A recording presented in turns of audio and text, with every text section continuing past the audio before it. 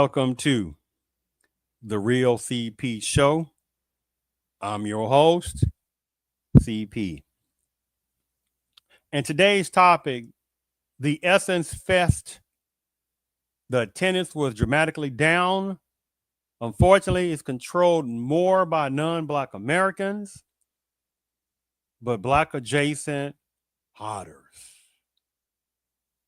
that have this infantile hypocrisy and this sneakiness, and they're ingrained with this getting over Black Americans mentality and the insulting of that, right? That you have some Black adjacent hoarders who know they are that fled, related to this topic, that fled from this ancient continent of Africa, the one it's applied to, have the nerve to look down upon American Blacks who have built America before these Black adjacent hoarders even were thought about it, or themselves with even an inkling of a thought pattern. Their person's parents or grandparents would even thought about, their great-great-grandparents was even thought about. Black Americans are already building America for centuries. And you have these Black adjacent hoarders who hide under the Black banner, but when the heat starts happening, then they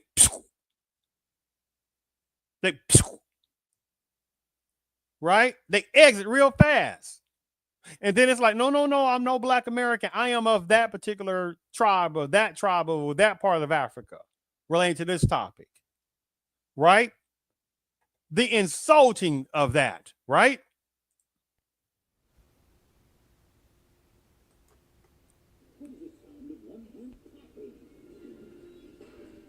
Yes.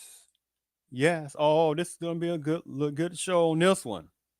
But yes, it is an insult to the Black Americans, and I'm not talking about the coons and sellouts and gullible ones and naive ones. Yes, there are ones within millions within American Black is, unfortunately, with very few exceptions. But it's an insult for the non-Black Americans, the one this applies to, that's Black adjacent hoarders, the one this applies to, that show blatant disrespect. Now, one of the things, it is definitely a disrespectful thing like this.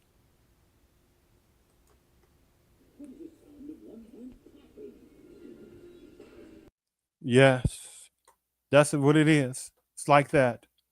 Now, the thing about it is, I don't want to get behind on what I'm trying to relay over, because for various personnel that have been trying to relay over some information about the attendance been down at the Essence Fest, and there has not been enough of that, by the way, of people not talking about the enough. Now, today is July the 10th, 2025, and it's definitely not enough people talking about this.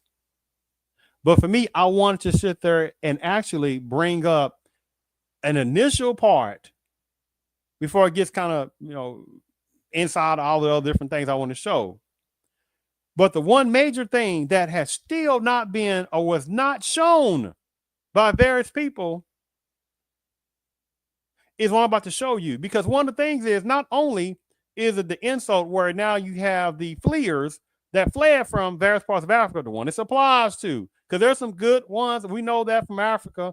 I don't even like utilizing the generic African name, right, without context. You like, which part of Africa? There are 50 plus countries in Africa, hundreds of different languages, hundreds of different tribes, however many uncalculable number of sub-tribes, how many can't stand each other. You got northern parts of Africa can't stand certain parts of southern Africa, however parts of eastern Africa can't stand certain parts of West Africa. You got all these various other tribes and things like that. They can't stand one another, right? There's no such thing as any kind of true Pan-Africanism, but you still got people that are fleeing from people that look like them, because they was also trying to get over people that look like them in various parts of Africa, right? But they don't want Black Americans to sit there and see through these tactics, right? So with the Essence Festival thing it was being basically acquired by a non-Black American person, and then the CEO and over that personnel was not Black American, but they hid under the Black banner. The thing about it is, again, there are some good numbers of brothers and sisters from Africa. Credit give to those,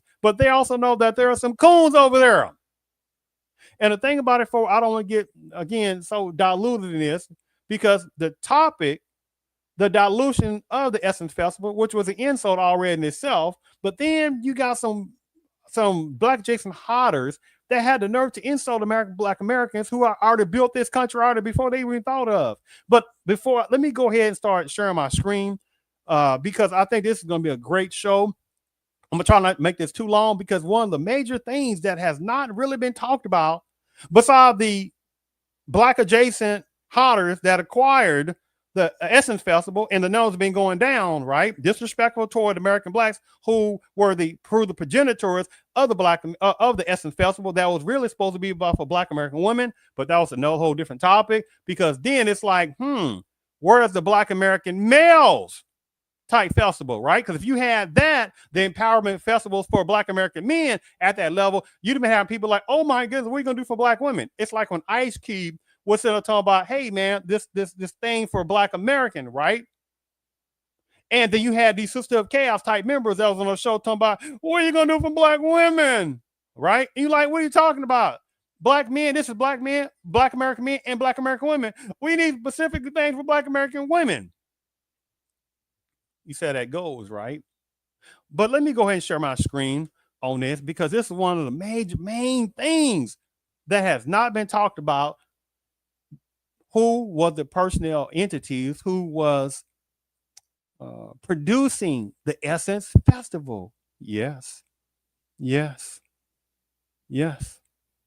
the thing about it. You didn't hear too many people talking about who actually was the personnel controlling the Essence Festival.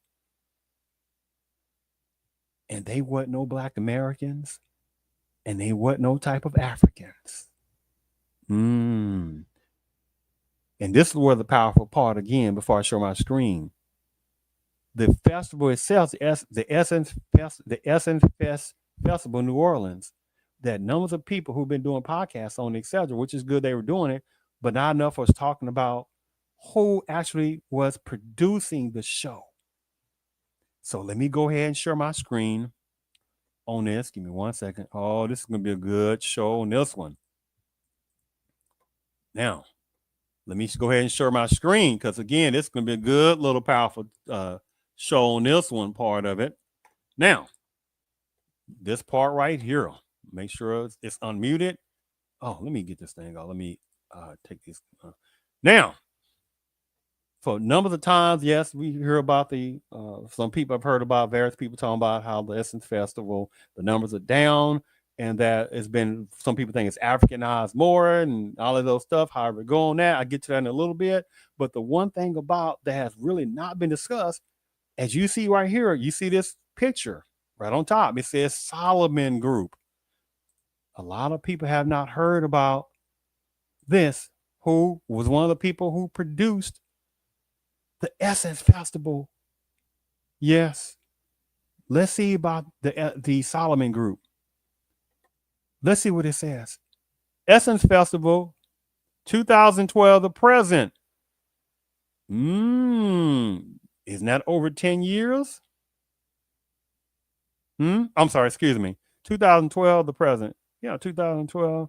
Yes, that's over 10 years.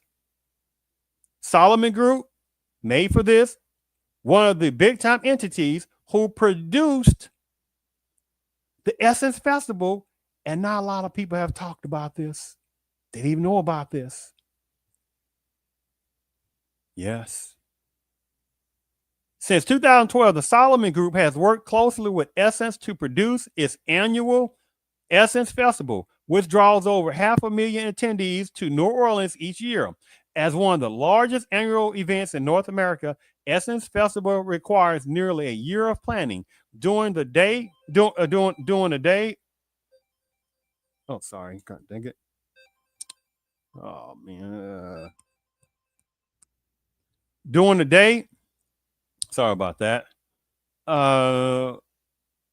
Okay. As one of the largest events in North America, North America. Essence Festival requires nearly a year of planning.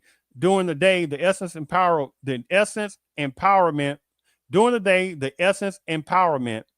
experience an exhibitor floor unfold at the Ernest N. Memorial Convention Center, captivating audiences with brand activations, speakers, meet and greets, art markets, food vendors, and programs celebrating Black culture.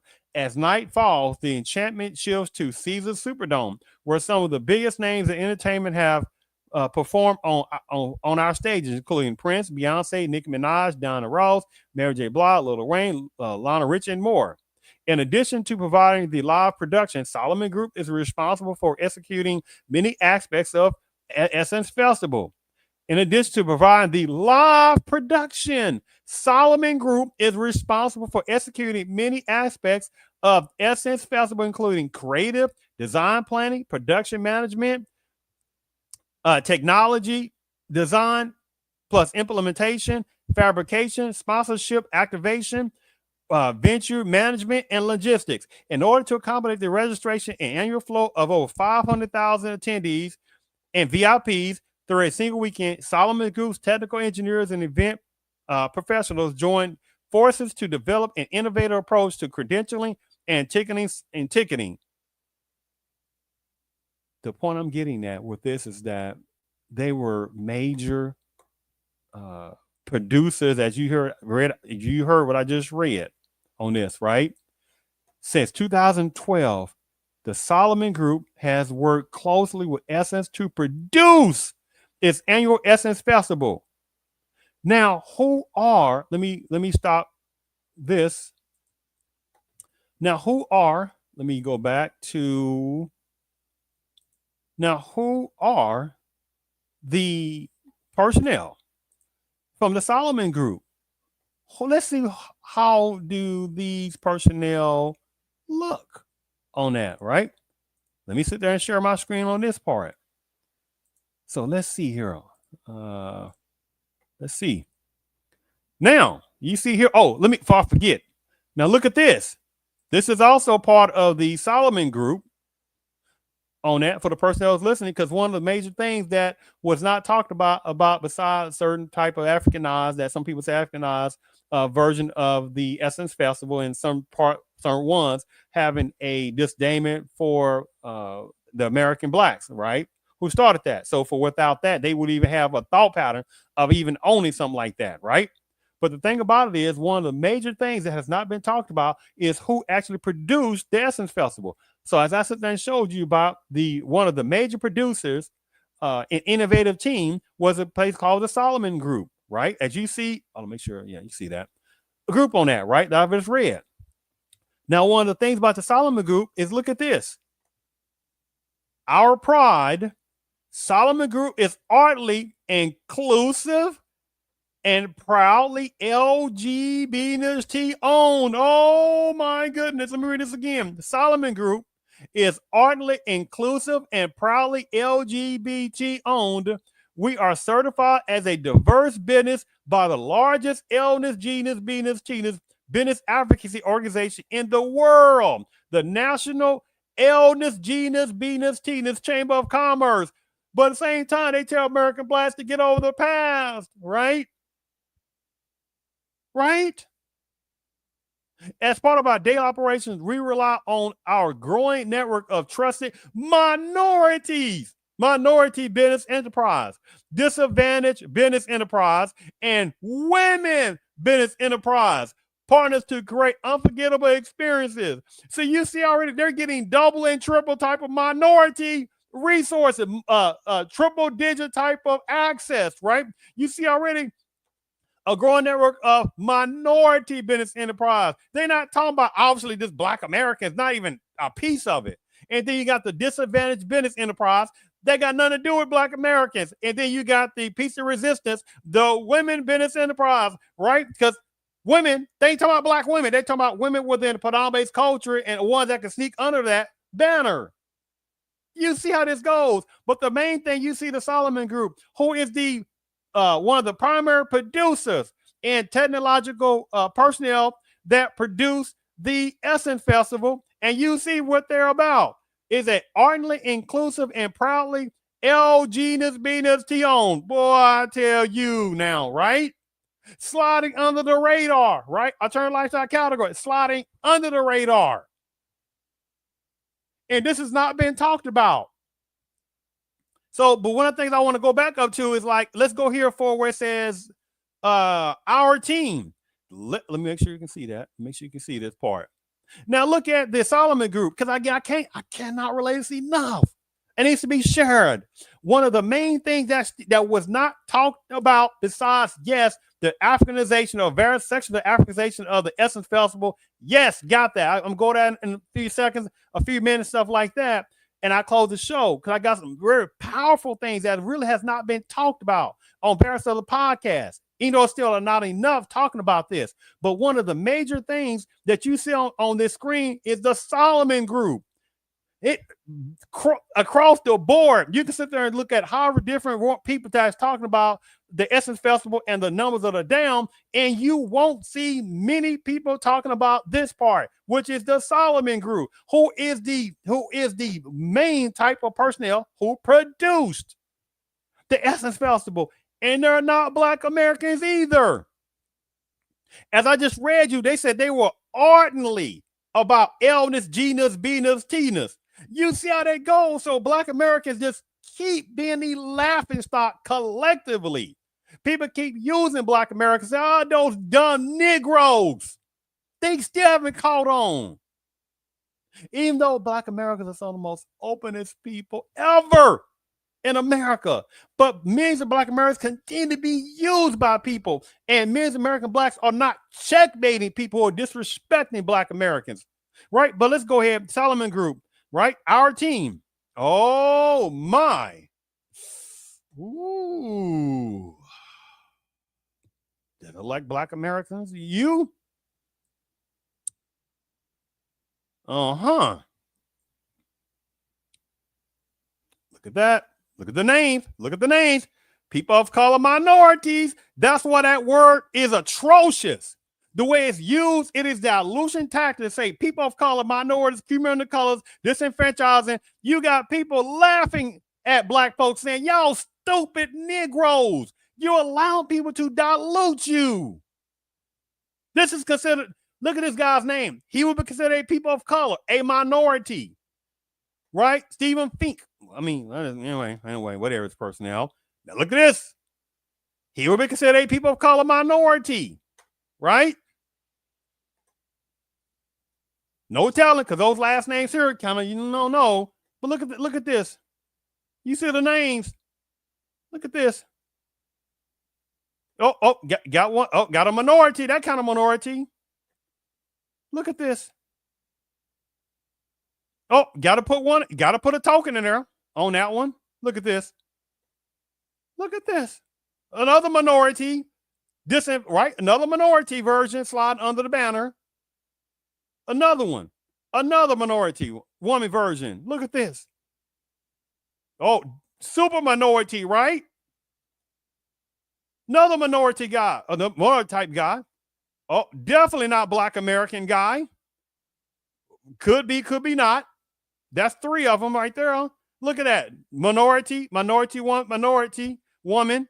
That's a solid part of the Solomon Group's team. This was one of the main people that was producing the Essence Festival. And it's not even talked about. It needs to be shared about that. It definitely needs to be shared about that, because this is an insult.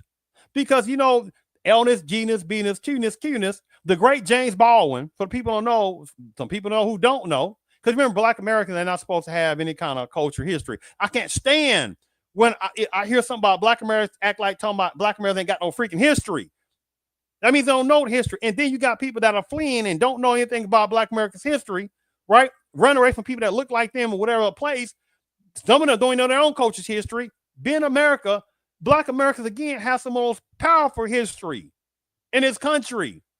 The achievements of Black Americans, their music. We start talking about the Spinners, the OJs, the Osley Brothers, the Luther Vandrosses, the Nita Bakers, the Tina Turners, the James Browns, the Michael Jacksons, right? I mean, the list goes on. the Patti LaBelle's. I mean, the list goes on. But black people ain't got no history, right? The Civil War. Black people, nobody else compares to black people, black Americans in the Civil War besides certain parts of Caucasian people. Nobody else compares. But black American people ain't supposed to have no history. The United States colored troops in the Civil War, that was black Americans. But black Americans supposed to have no culture, right? The American Revolutionary War, black Americans, right? But black Americans ain't got no history, right? Rock and roll, black Americans, right? Soul music, black Americans. R&B, black Americans. Country, Tennessee, country, black Americans. But black Americans ain't got no culture. Well, I tell you. I mean, the insultingness. But relating to this topic here, as you see it on this, make sure you're still up. Yes, the Solomon Group. It's ridiculous. It's the insult. This is the team that sit there and produced the, what do you call it? The Essence Festival. And many podcasts, many people ain't talking about this because they don't even know. Look at this. Let me go back up. You see where it says our team, Solomon Group. Look at this. Again, this might be one black American one, might be a token in there. Look at all this. Definitely not black American. Could be not. But 3 per se ones are the skin of black. But at least 2 of them, maybe 2 could be. This could be a black American woman, could be. This could be a black American woman. But this is not a black American man. But that's still 3 per se. Look at this. And these are the personnel, not the personnel personally, but the group, the team that helped produce the, what do you call it? That produced the Essence Festival. It's not been talked about enough. So let me stop this screen for a second. And like this image right here, what does it say on this image? These black American Negroes think we are their friends. We are here only for us, black adjacent hodders, and we will live deflect to them while we flee to America that black Americans already built up. And again, I'm not talking about some of the good brothers and sisters in Africa, but the point is that them as good brothers and sisters in Africa know there are some coons and sellouts that flee, right? But let me go ahead and the thing about it is, again, it is an insult to this part, because see, the thing about it is when you start showing stuff like this, he said, hey, what about this? You ain't gonna see black Americans doing this. No, you will not. But again, they want to sit there and try to shame black Americans. Are you crazy? Look at this. They don't talk about that.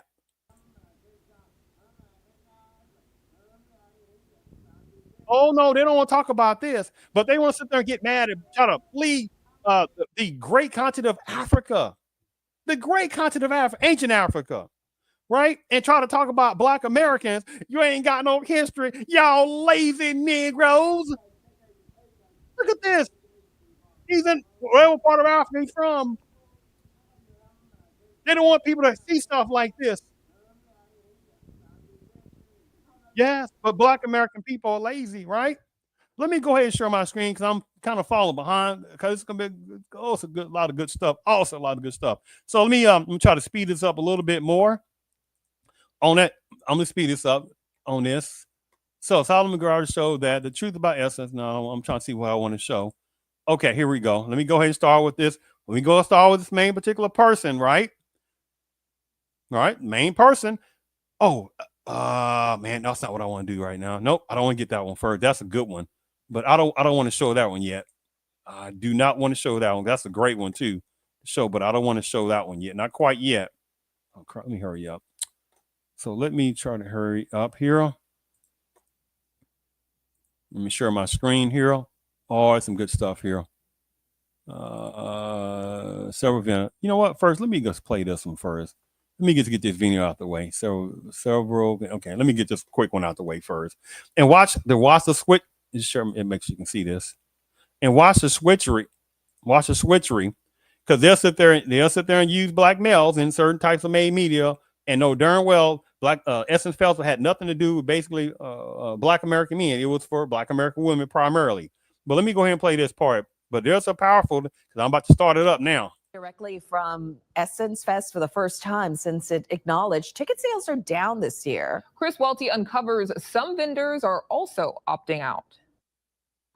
Been coming since 2013, every year. Charles Cohen just arrived from South Carolina with family and friends for Essence Fest. Aside from festivities and music, he's ready to shop. Purchasing things from local vendors or vendors from outside of New Orleans. Cohen's friend Gary Scott loves the laissez-faire vibe of the city, but that's not what draws him back. Actually, I come from the food. The food down here is fantastic. I've never had such quality food in my entire life. Across the city, Essence Fest signs hang promoting the festival. And by the way, I mean, look at this nonsense. Essence Festival culture. You got to watch the little switchery word on that. Got to watch the switchery word on that. With a rich history in New Orleans. That people who come here and have a good time then come back. They might come back for just an off weekend sometime in the fall. They may come back for another festival. Essence shows them a very good time. Essence is so well. And by the way, in that audience, you are not going to see a gigantic amount of various types of numbers of African personnel. You're not, because that's not numbers of African personnel style. And by the way, see, for the good brothers and sisters in Africa, I don't like even utilizing that word generically, because again, there are hundreds of languages, hundreds of tribes, how many numbers of sub-tribes, right? 50 plus countries, but at the same time, people try to put Black Americans in some generic form, but Black Americans are not supposed to have their own culture. Black Americans have their own unique culture. And it gets tiring of seeing or hearing about certain type of Black Americans not understanding that. Just like you got however different sections of Africa with 50 plus freaking countries, right? You got Boers and stuff like that. However personnel speaking Afrikaner, language and stuff like that. They don't be associated with Africa. You got certain types of Asians. I'm talking about the ones that applies to, who know who they are, that sneak under the banner, or they was fighting off they were sitting there fighting to be named, especially back in apartheid South Africa in the 90s and the 2000s, to be named Africans. And then when numbers of them became Africans, you're like, stupid Negroes over there. We're called Africans. I'm from China, and I'm considered an African. You got numbers of Indians all over there. You got numbers from people all over different places in Africa, right? Taking over.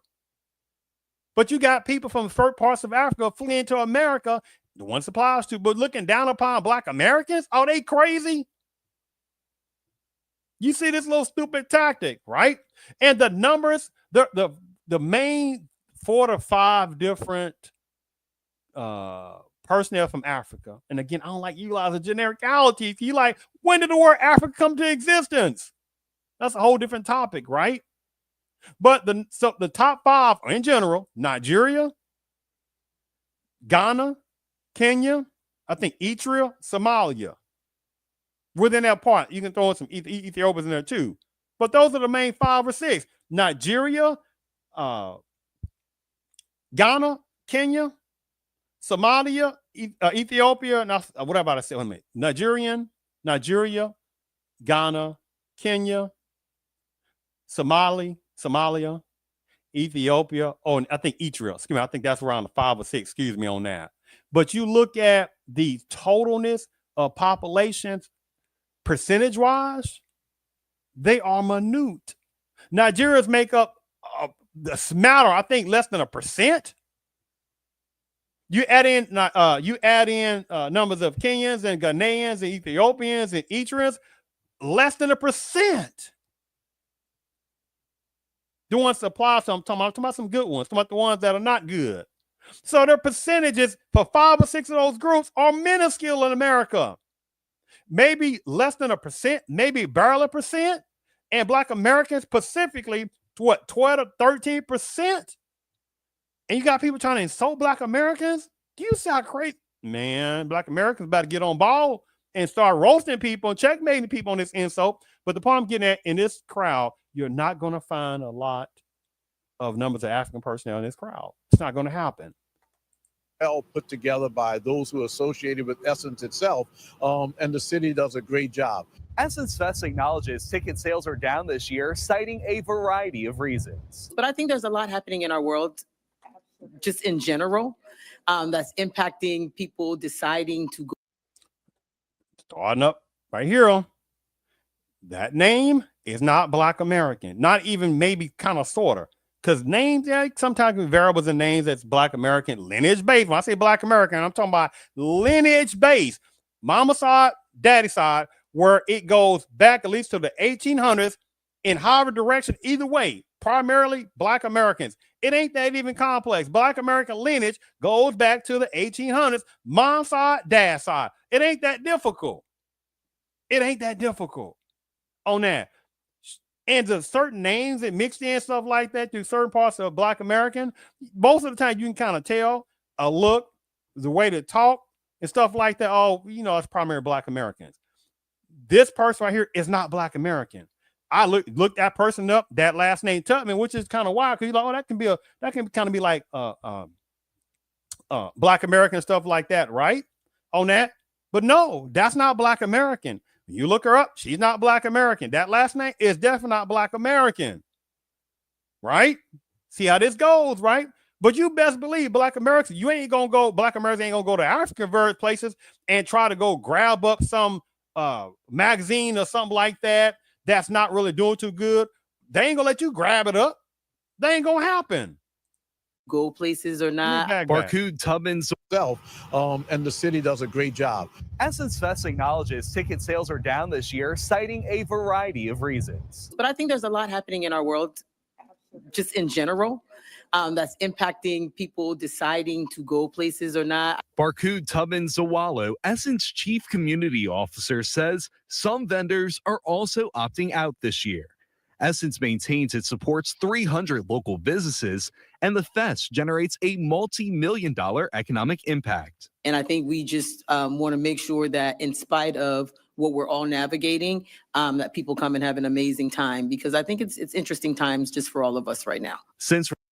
And they don't talk about which business you're talking about. You ain't talking about primarily Black Americans. Oh, they don't want to talk about that part. See, they play this mixed game on there.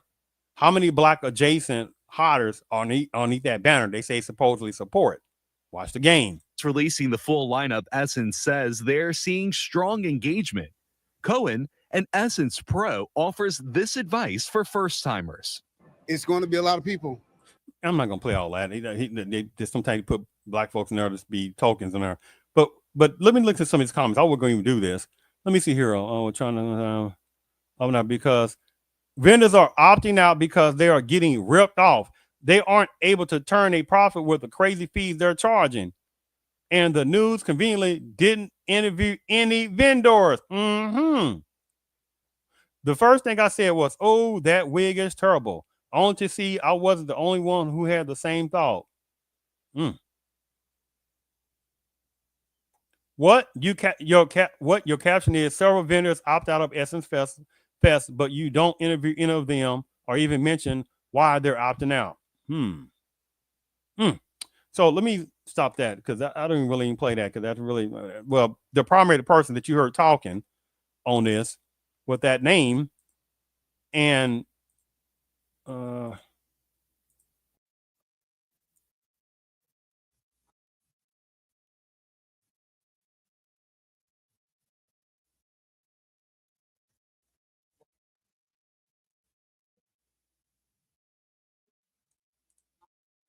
again, not Black American, but Black American can go to certain parts of Africa and grabbing up no historic magazine or anything like that in various parts of Africa, and they let you do it.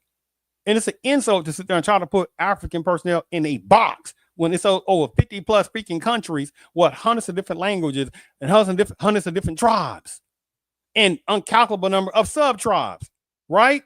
They ain't gonna let you sit there and put them in a box. But Black American people are supposed to be put in a box. The insulting of that. So let me just close that out because I don't want to show that no more on that. So let me let me go back here. So let me. Where's my what's name at? Oh, stream. Stream at. So okay, let me. So let me. Oh, you fake outrage ninja still pretend to care about magazine. Okay. See, and we got one right here. We got a type of tether right here, or a black adjacent ones. They think they sneaky, right? So I see through them so fast, right? Right, y'all all fake outrage ninjas, right? See how that goes, right? So you can tell a fake. You can tell one of those type of tethers, or black adjacent ones with this little piece of donkey stuff type of little deflection tactics, right? See, they're not used to black Americans calling their nonsense stuff out. I don't even waste my time with somebody like this little donkey piece of crap person because I see through their tactics. But you see already, pretending to care about a magazine y'all have ignored for decades, huh? See this little fool. He's one of the main people. Let me sit there and play you something. So let me play you something because this little donkey shit of a damn little tether, a type of little donkey shit of a type of a black adjacent one. They think they're smart. They think they can sit there and insult black Americans because they've been so used to hiding under the black American banner, right? Now again, you know what? He want to play that little tactic. Let me see if I still have that. Hold on for a second. Did I sit there and erase that? I may have erased that. Shucks. I think I might have. Oh, you know what? Let me share the screen again. Let me share my screen. See, I like little foods like this. This little bullcrap food on that. See, you got the right person on that. I'm finna call that now. I'm finna just use. I wouldn't waste my time on that. And black Americans in general should waste their time. But let me sit there and give me one moment. Let me find something. Give me one moment here. See that little food. All right. Give me one more second. Let me see if I can find that little. I played this earlier. Oh, okay. Oh, let me see if I can find it. Give me a second. Here we go. Oh, I like little knuckleheads like this. See what they talk about this stuff right here. On that part. See, again, I see I'm a black. Oh, no. Look, I'm just playing with you because you don't even matter. But I do appreciate you taking a look at this. And I see you're saying, hey, I'm a black American. That don't mean nothing, genius. You got coons and sellouts and gullible ones. So you can play that game with somebody else. Right.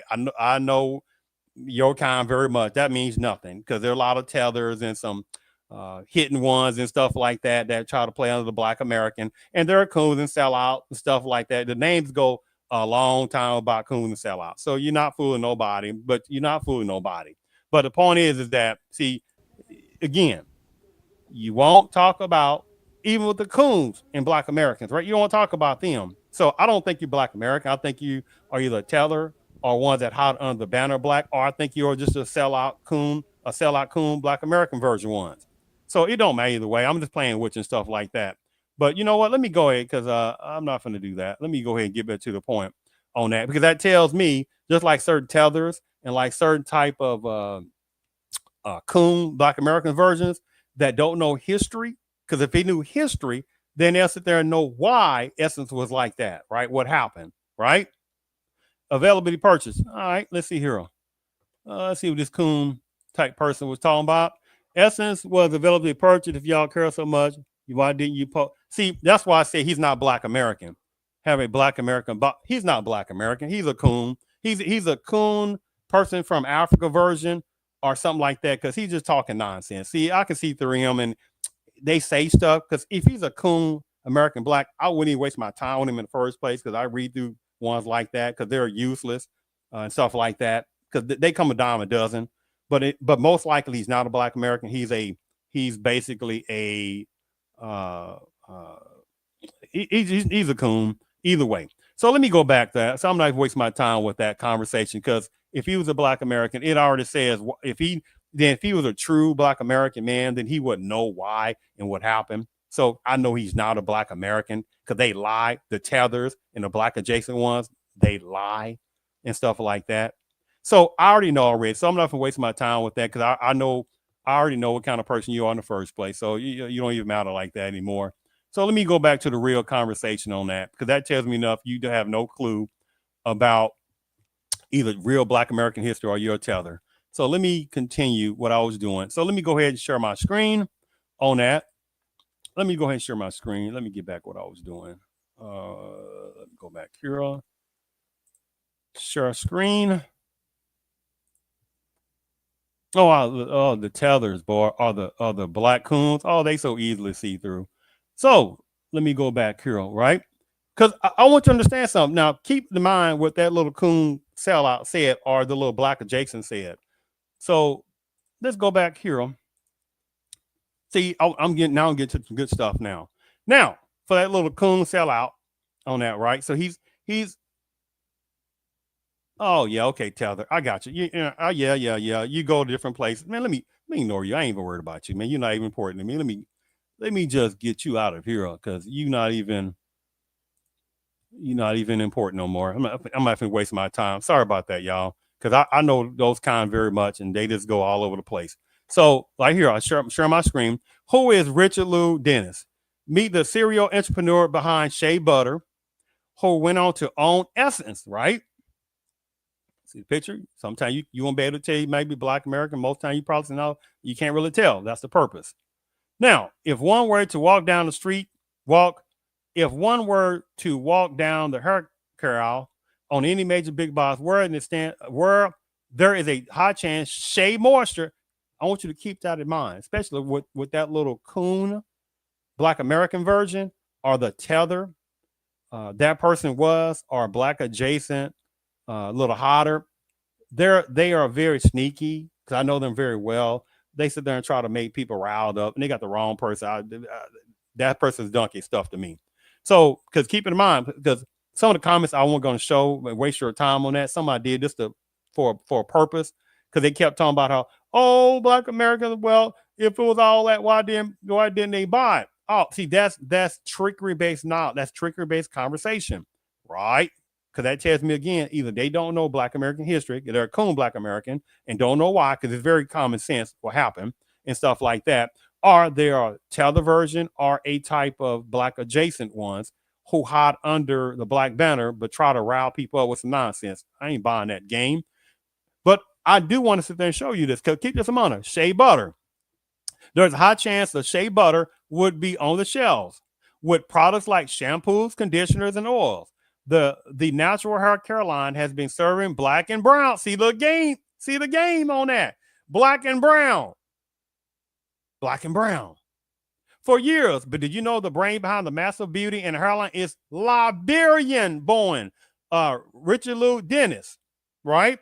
Some people say it's Nigerian, but you see already what it says. Liberian born, right? He talks about how he attended Williams College, began selling Shea Butter from his dorm room by the 90s. I think he was 50-something years old. So by the time Harvard parent brought him over to America, he would have been a latecomer, right? So he had leveraged his dorm room sales to start the Shea Moisture line. Keep that in mind, the Shea Moisture line, which would eventually become a part of the parent company Sundial brand. Keep that in mind, because remember that little for people, if you're new right now, there was a little for the people who've been here for a little bit. You saw a couple of comments I showed you where the guy was talking about he's a Black American. He really wasn't, or if he was a coon. Most likely he was a tethering type personnel or a Black adjacent hotter who tries to deflect and defer stuff. That's an old tired game. And he was saying that, oh my goodness, well, if y'all was all that talking about Black Essence, why didn't y'all buy it? That's game plan. But listen, but watch this. See, I present logic, reality, or at least try to, right? Now hold that question. What now? That when he was talking about Essence. Now watch this. The Shea Butter part, right? That this guy came up with, Cole came up with, and Sundial brands that him and I guess one other personnel, non-Black American, founded. Just keep that in mind. Sundial brands, the Shea Butter. On that.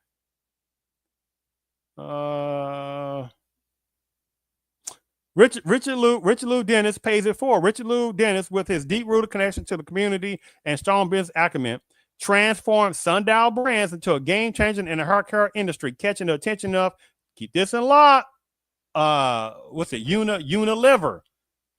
Keep that in mind, Unilever.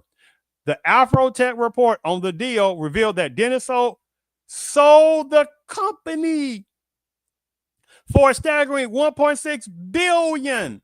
While this significantly boosted his personal wealth, he used the acquisition to launch the New Voices Fund, a testament to his commitment to empowering entrepreneur women of color. That has women of color is generic. That has nothing to do with Black American women. But keep in mind that little coon that was earlier talking, that Black American coon, because there are some coons, unfortunately, right? But again, most likely I showed a couple of comments. That was the Black American coon, or he was a tether version, pretend to be Black American, which he wasn't. Because if he was, he would just be a coon version that don't know Black American history. But again, most likely he was a tether or Black adjacent hodder underneath the Black banner, trying to sit there and play the little tactic that he probably go on other people's podcasts and play the game. Oh, if y'all was all that, and why did you bother essence yourself? Again, see the game on that. But watch this. Reality, Richard Lou Dennis, that came up with co-founder or founded Sundial Brands, right? But he sold it to Unilever. Unilever is not a African company. So that little coon Black American, I would say coon Black American, why don't you explain why Richard Lou Dennis sold a major hair care industry product stuff that also was dealing with shea butter type stuff and all this good stuff like that? Why did they sell it to a non-African group like Unilever, right? See that little coon Black American type, if that person was a Black American coon, they couldn't answer the question, or they tried to deflect, which I just ignore them. I just read them out of the podcast. Not gonna waste too much time. And again, if they were most likely a tether version, a latecomer, or a what do you call it, or a Black adjacent hodder that pretends to be Black on a Black banner, I would ask him the same question.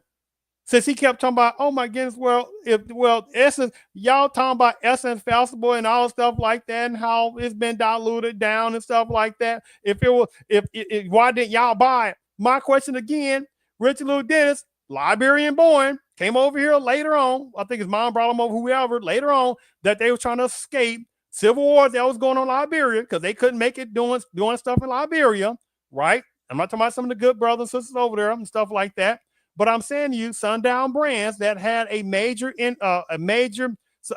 game changer in hair care industry, he sold it to Unilever. If you look at Unilever, it is not an African company. So you ask numbers of the coon sellout Black Americans or some coon sellout type of hateful runs in certain parts of Africa. Won't you sit there and explain why Richard Lou Dennis sold a company that he's Liberian born, that was supposed to be about the empowerment of Black folks or some of his own people? Why did he not sell it to an Africa owned company? You see the hypocrisy of it, right? So let me stop this right here. It's so easy to sit there and show that they're nonsense. So I'm gonna speed up a little bit. Let me speed up a little bit more here. I mean, it's so simple, but they keep trying to do these little games. So let me hurry up. So let me speed this up for you because I know people got different things to do. So let me go with shea butter. Mara said something about shea butter on that. Now, look, shea butter. Shea butter is an American personal company that focuses on shampoo, conditioner, and body wash. It is owned by Sundial Brands. That was what? One of the people that owned it was Richard Lou Dennis, the Liberian guy, right? What does it say here? Excuse me. That's not, wait a minute. Let me back. Hold on. Watch when I click on Sundial Brands. Oh, look on above. See, you read that. Unilever PLC is a British multinational consumer packaged goods company headquartered in where? In Africa? I don't think so. It said in London, England. It was founded on 2 September 1929, following the merger of Dutch, whatever it is, margarine or something, whatever it is, producer, something, whatever it is, with British soap maker Lever Brothers. Sundown was founded or co-founded by what? Richard Lou Dennis, Liberia. But the little coon, the little Black American coon that I showed you a couple of comments earlier, that was acting as if, oh my goodness, no, Black American people always talking about well, not really, that the essence, oh, the numbers were down and how they think it's become Africanized. Well, why didn't Black Americans, right, buy essence, right? Or again, I don't think it's Black American, but let's say, for instance, if he was, then again, that tells me he was a coon version, because then I would ask him this question right here. Since he was on Richard Lou Dennis's jock, I would say, well, look, what Richard Lou Dennis had this, it was Shea Moisture, right? Is a American personal care company that focuses on shampoo, conditioner, and body wash. It is owned by Sundown Brands. And it turned into a mega hair care product company, right? But then, oh, excuse me, let me go back. But then, he sold it to a non-African conglomerate. So you got the coons, the little Black American coons that could be that guy that I showed you a couple of comments, which I doubted on that was trying to play deflection tactics. Oh my goodness, well, why didn't Black Americans buy Essence after it had already been around for a while, right? But at the same time, most likely he was, again, a tether version, latecomer, right? That they try to deflect because they're real good at sinister deflection, right? Because they know Black Americans overall are not in competition with them, but that's the problem. It's not enough Black Americans to get really deep and down and say, oh, okay, we got some tether versions, the bad ones. Oh, we got some ones that are sitting there trying, we got some hidden Black adjacent ones that have the nerve. They're trying to hate on Black American people and call them divisive. But when you hear numbers of certain ones in Africa, the ones applies to that ran over to America and calling Black folks akatas and all this other nonsense crap like this, and calling them lazy and all that stuff. But they ran from Africa, ran from people that look like them, right? But then if I bring this up, hey, so that guy named Richard Lou Dennis, he owns he's one of the major founders of Sundown Brands. He sold his company to, you see right there, a British multinational consumer packaged goods company. What's the excuse then? See, all that old silliness of deflection is kindergarten to me. That's why I had to block that guy, because it was the coon Black American guy, or it was a tether version, or someone within the adjacent Black Black hotter type person. I'm not gonna argue with that. I just sit there and just roasted whoever that person was. So they talking about why did Black Americans sit there and not own that, which again, that company had been around for decades already. And especially in the 70s and 80s, I'll get to that in a second. So again, I'll roast the guy, whether he was a Black American coon or he was a tether or a Black adjacent one that was trying to act like that. Oh my goodness, Black Americans should have bought Essence, but they didn't. Well, why didn't this guy, Richard Angelou, sit there and keep his company or sold to other Africans? You see how this game goes, right? So let me go ahead and share my screen. Actually, I'm almost getting close to finishing on that. Let me share. Now remember I sat there and showed you earlier about that Shea Moisture thing. Now look at this. Let me make sure you can see this. Make sure you can see this. How this Liberian-born entrepreneur faced backlash for selling his company to Unilever, if I might be pronouncing it correctly, higher on that. Unilever for $1.6 billion. How this Liberian-born entrepreneur faced backlash for selling his company to Unilever for 1.6 billion. Where are some of the coon Black Americans at that are sitting there getting on Richard Lou Dennis for selling a company that was founded by, parentheses, a certain type of Africanness of this Liberia type guy on that? Where are the tailoring type ones, or the ones that have the Black adjacent, right? They're Black adjacent hodders that was trying to have the nerve to sit there. Oh my God, I forgot to show. I didn't even show that yet. I'm gonna show that next. So keep that in mind. Just keep this in mind on this. Just keep this in mind. How this Liberian-born entrepreneur faced backlash for selling his company to Unilever for 1.6 billion. Yes, Richard Lou Dennis. Richard Lou Dennis is a Liberian entrepreneur who co-founded the personal care products company Sundown Brands, which he started with his mother, Mary, and college roommate, Nyima Tubman, in 1991. As I showed you in an earlier video, where this particular African woman, she had a last name of Tubman on that, right? So she married this guy, and with her last name of a type of African name, the one it applies to, right? She wasn't even Black American. So you're talking about Sundown Brands, which he started with, Richard Lou Dennis started with his mother, Mary, and college roommate, Nyima Tubman, in 1991, right? After graduation from college in the U.S., he could not return to Liberia due to the Civil War. His mother would join him after escaping the Civil War.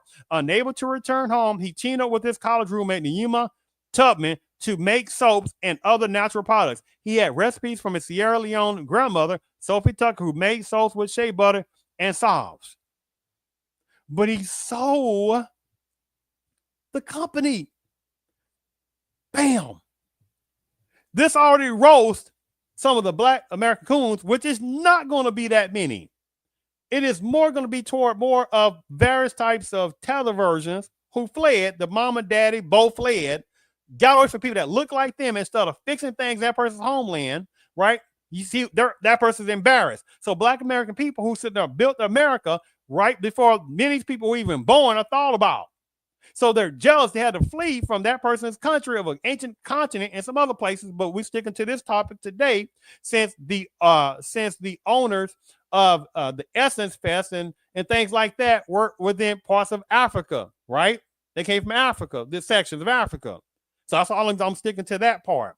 So the televersions are the Black adjacent hotter version underneath there. Oh my goodness, y'all Black Americans trying to sit there and get on certain types of Africans. Y'all been divisive. Go to Haiti. They don't talk about the numbers of African personnel, the ones applies to, right? They've been talking all this hatred to Black Americans for so long.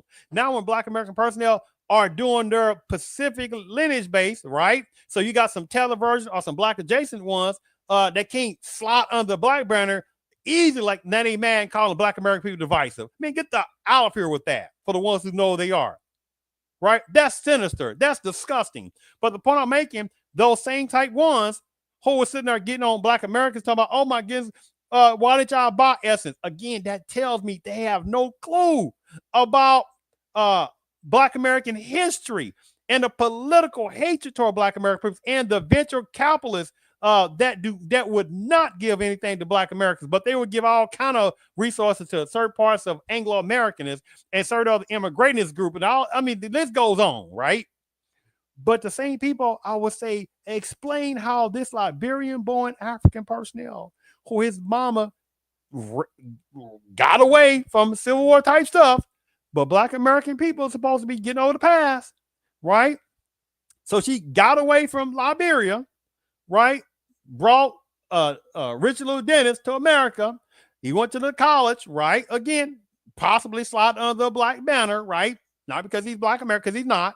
Because you know there are some non-Black Americans, the ones it applies to, who have slid under the Black banner. They went to HBCUs, right? Sitting there cosplaying Black Americanness, right? But when it comes down to the heat of Black pain, of Black American pain, they disappear real fast. But they won't talk about this. How come a countryman, you won't talk about how he sold his company, Sundown, that he co-founded with another African type personnel, that they sold this major hair care product company to a non-African personnel. Oh, see, they want to talk about that, right? So let me go ahead and share screen again. Let me sit there now. Hold on for a second. Hold on for a second. Okay, I already showed that on that. I'm just trying to see some here. Give me one moment. Let me sit there and share my screen on this again. Let me show some of the truth about the leader. Okay, let me see what this is about. Okay, this is another part of it. Richard Lou, Richard Lou Dennis, founder, CEO, executive chairman, Sundown Brands, founder and chairman of Essence Ventures, entrepreneur, investor, and philanthropist. Richard Lou Dennis has a passion for entrepreneurship and innovation that traces back to his family roots in Africa, and that is sustained by vision to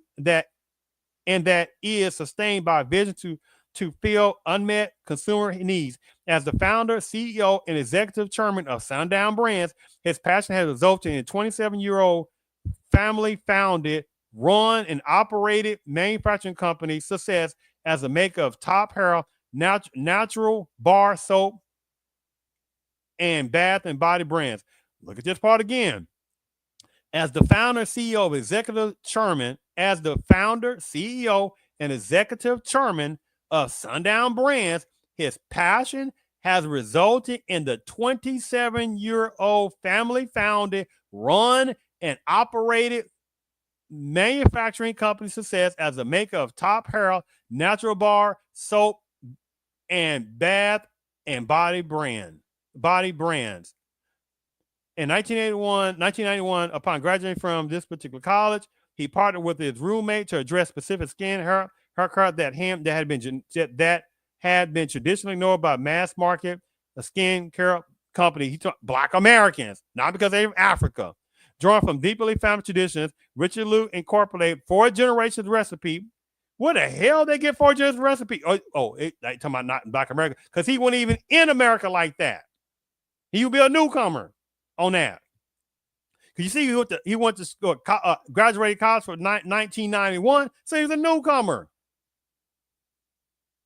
I make this point, him being the co-founder of Sundown Brands,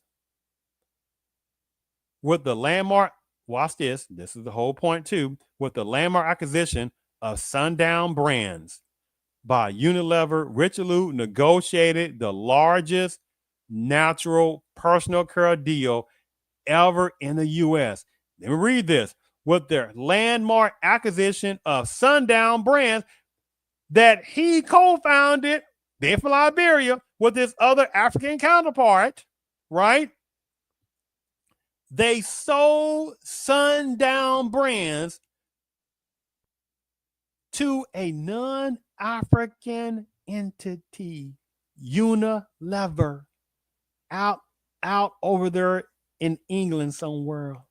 Richard Lou negotiated the largest personal care deal ever in the U.S. and also the largest consumer products deal by a majority Black-owned company. Watch the games. Not Black-owned. He means a lot of type of numbers of non-Black Americans. See, that's why Black Americans keep getting skated over, majority-wise, because Black Americans like to keep allowing people to use Black Americans. Most critically, he and Unilever created a groundbreaking $100 million New Voices Fund to invest in and empower women of color entrepreneurs. You see this little game. Women of color is not talking about Black American women only. You see how this game goes. But the point I'm getting at, I wanted to show this, is that remember Sundown Brands, for people who don't know, Sundown Brands, I just read, It was founded by Richard Lou Dennis with his other African section of Richard Lou Dennis being Liberian, not Nigerian. Some people relate he's Nigerian. No, he's Liberian. Co-founded with his other African part. I don't recall if he's from Liberia also. But they co-founded one of the largest type of natural personal care type product in the U.S. Had it for over 20 some plus years. He sold it to Unilever. He sold it not to another African counterpart, but you got people that's trying to get on Black Americans of saying it's been Africanized, the Essence Festival. Well, if y'all was all that American Black Negroes, y'all would have sit there and bought it.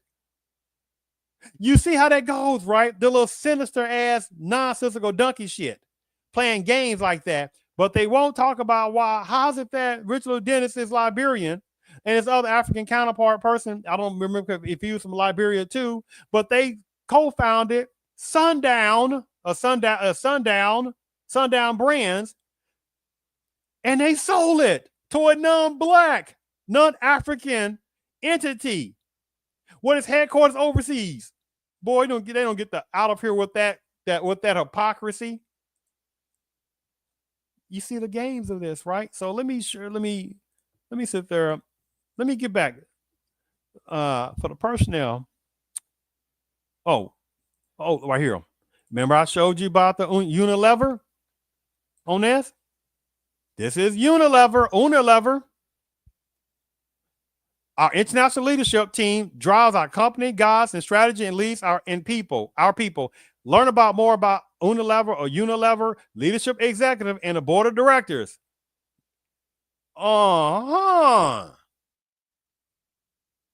Does he look like he's African, Black African? Her? I don't think she's Black American, but however it go. Does he look like Black African? No. How about him? Look at that. Look at that. Look at this. Uh-huh.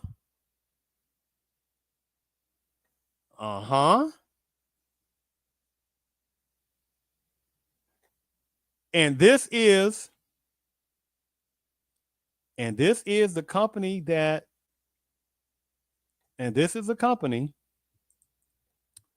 that, oh, you know what? Let me go. Can I go back? Let me go back. This is a company that they sold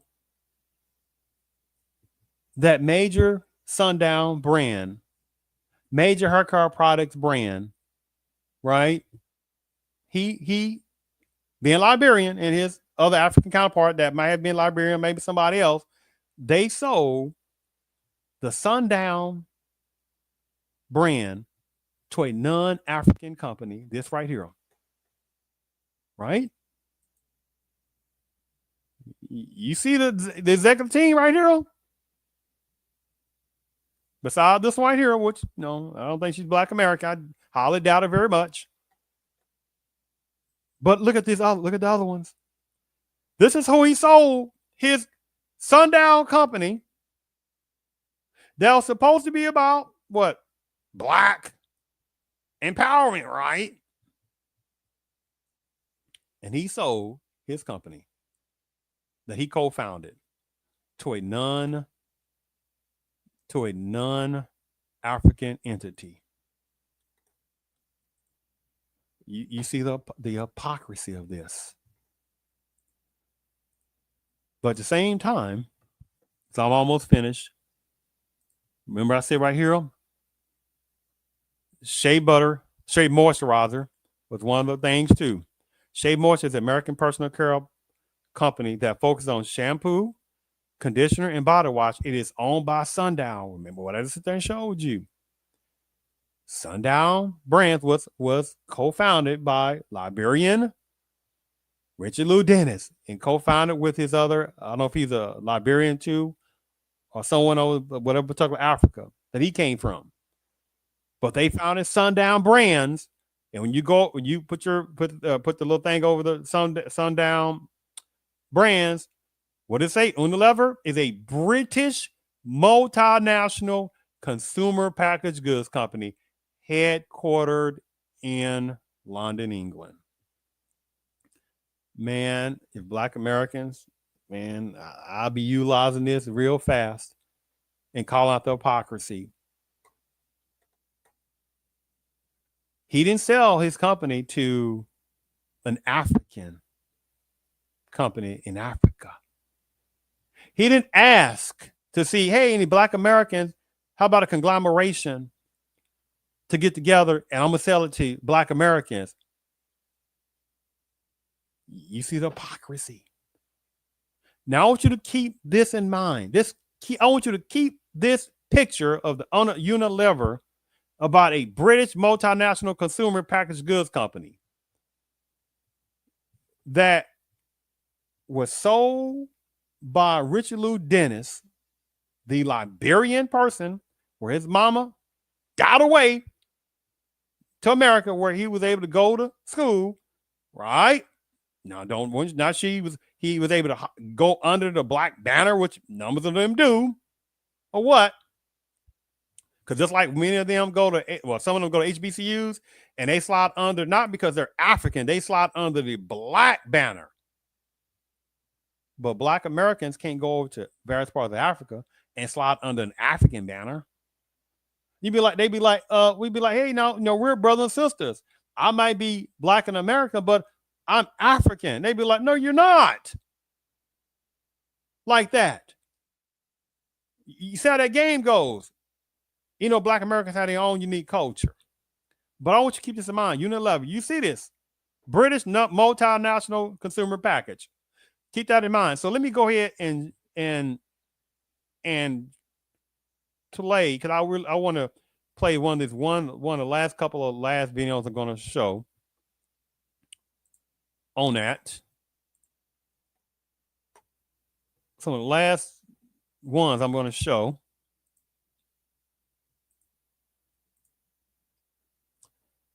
On that, because I want just keep this in mind about this Unilever. This Unilever. Let me hold on. Let me put this. I really want to make sure I put this up again. To put this right here. This is very important. How this Liberian-born entrepreneur faced backlash for selling his company to Unilever. This is Richard Lou Dennis, the Liberian guy from Africa, who his mom got away from Liberia, from Civil War strife that was going on by who again? Other people that look like them. And they found it, Richard Lou found it. I think he says his mom or whatever it is. It's all over the place. But the point I'm making is that, keep this in mind, how this Liberian entrepreneur faced backlash for selling his company Unilever for $1.6 billion. Oh, Richard Lou Dennis is a Liberian entrepreneur who co-founded the personal care products company Sundown Brands, which he started with his mother, Mary, and college roommate, Nuyembe Tubman, in 1991. Two non-black Americans with his mother that started Sundown Brands, right? This is supposed to be African-owned, not Black American-owned, African-owned, and slide under the black banner stuff. But this is supposed to be basically African-owned. But he sold it, or they sold it to Unilever, a company out of London. Keep that in mind on that. Keep that in mind when I sit there and show you this video on this. Keep this in mind. Let me show Okay, I'm almost getting close to finishing. Now, for what I said there and it showed, keep this in mind, right? African, I'll make sure you can see this. Make sure you can see this here, okay? African immigrants laugh at FBAs over Essence. You gave it away. Let's set the record straight from African Diaspora News Channel. Now, I'm play you this where it starts from this particular African runner, or that person's mama and dad was runners, right? And I think it's two quick ones that were showing their anti-blatant American black hatred and trying to shame black Americans. Why didn't y'all buy Essence after Essence had been around already for numbers of years? And if anybody knows black American history, apparently they don't. These tethers, these numbers of black adjacent ones, the ones it applies to, there's some good brothers and sisters from Africa. Not talking about them, but those are going to be very small that are allowed to come to America, right? So the thing about it is, these two ones I'm going to show you from this African Diaspora channel, where there's just two tethers, right? Themselves or their mom and dad are both fled away from Africa or fled for certain parts of the Caribbean, which is, I don't go on that because it's a whole different topic. The thing about it is, you got gigantic, big old giant Cuba. Big old giant Cuba, one of the largest Caribbean islands out there. Thousands of islands in the Caribbean, and only about a dozen or so really inhabited. But you best believe, you be like, hey, where are some of these main Caribbean islands personnel, the ones that supply to, where are some of these main Caribbean places not helping out their Cuban Caribbean counterparts? Let me say this again. Where are some of those main ones who know they are in the Caribbean not helping out their Cuban counterparts? Right? And you better not sit there and try to confuse. You got a dozen so Caribbean islands, and each of them have their own uniqueness. So you better not sit there and say, oh man, all y'all just Caribbeans. They be like, man, you don't shut the up, man. We are not all just Caribbeans. We are in the Caribbean Sea or close to the Caribbean Sea areas, but we have our own unique culture. Someone from St. Lucia is not the same thing for someone from Dominica, right? Somebody from Dominica is not the same personnel from Martinique. Somebody from Martinique is not the same personnel from certain parts of the Bahamas. Certain parts of the Bahamas is not some of the same personnel from Jamaica. Some numbers of Jamaican personnel, you get the point what I'm sitting there saying, right?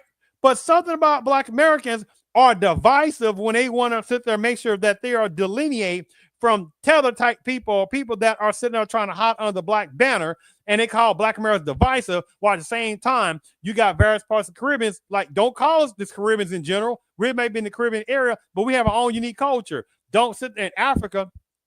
Just don't say African in the general sense. Look, there are 50-some plus countries in Africa, hundreds of different languages, hundreds of different tribes. We're not the same people.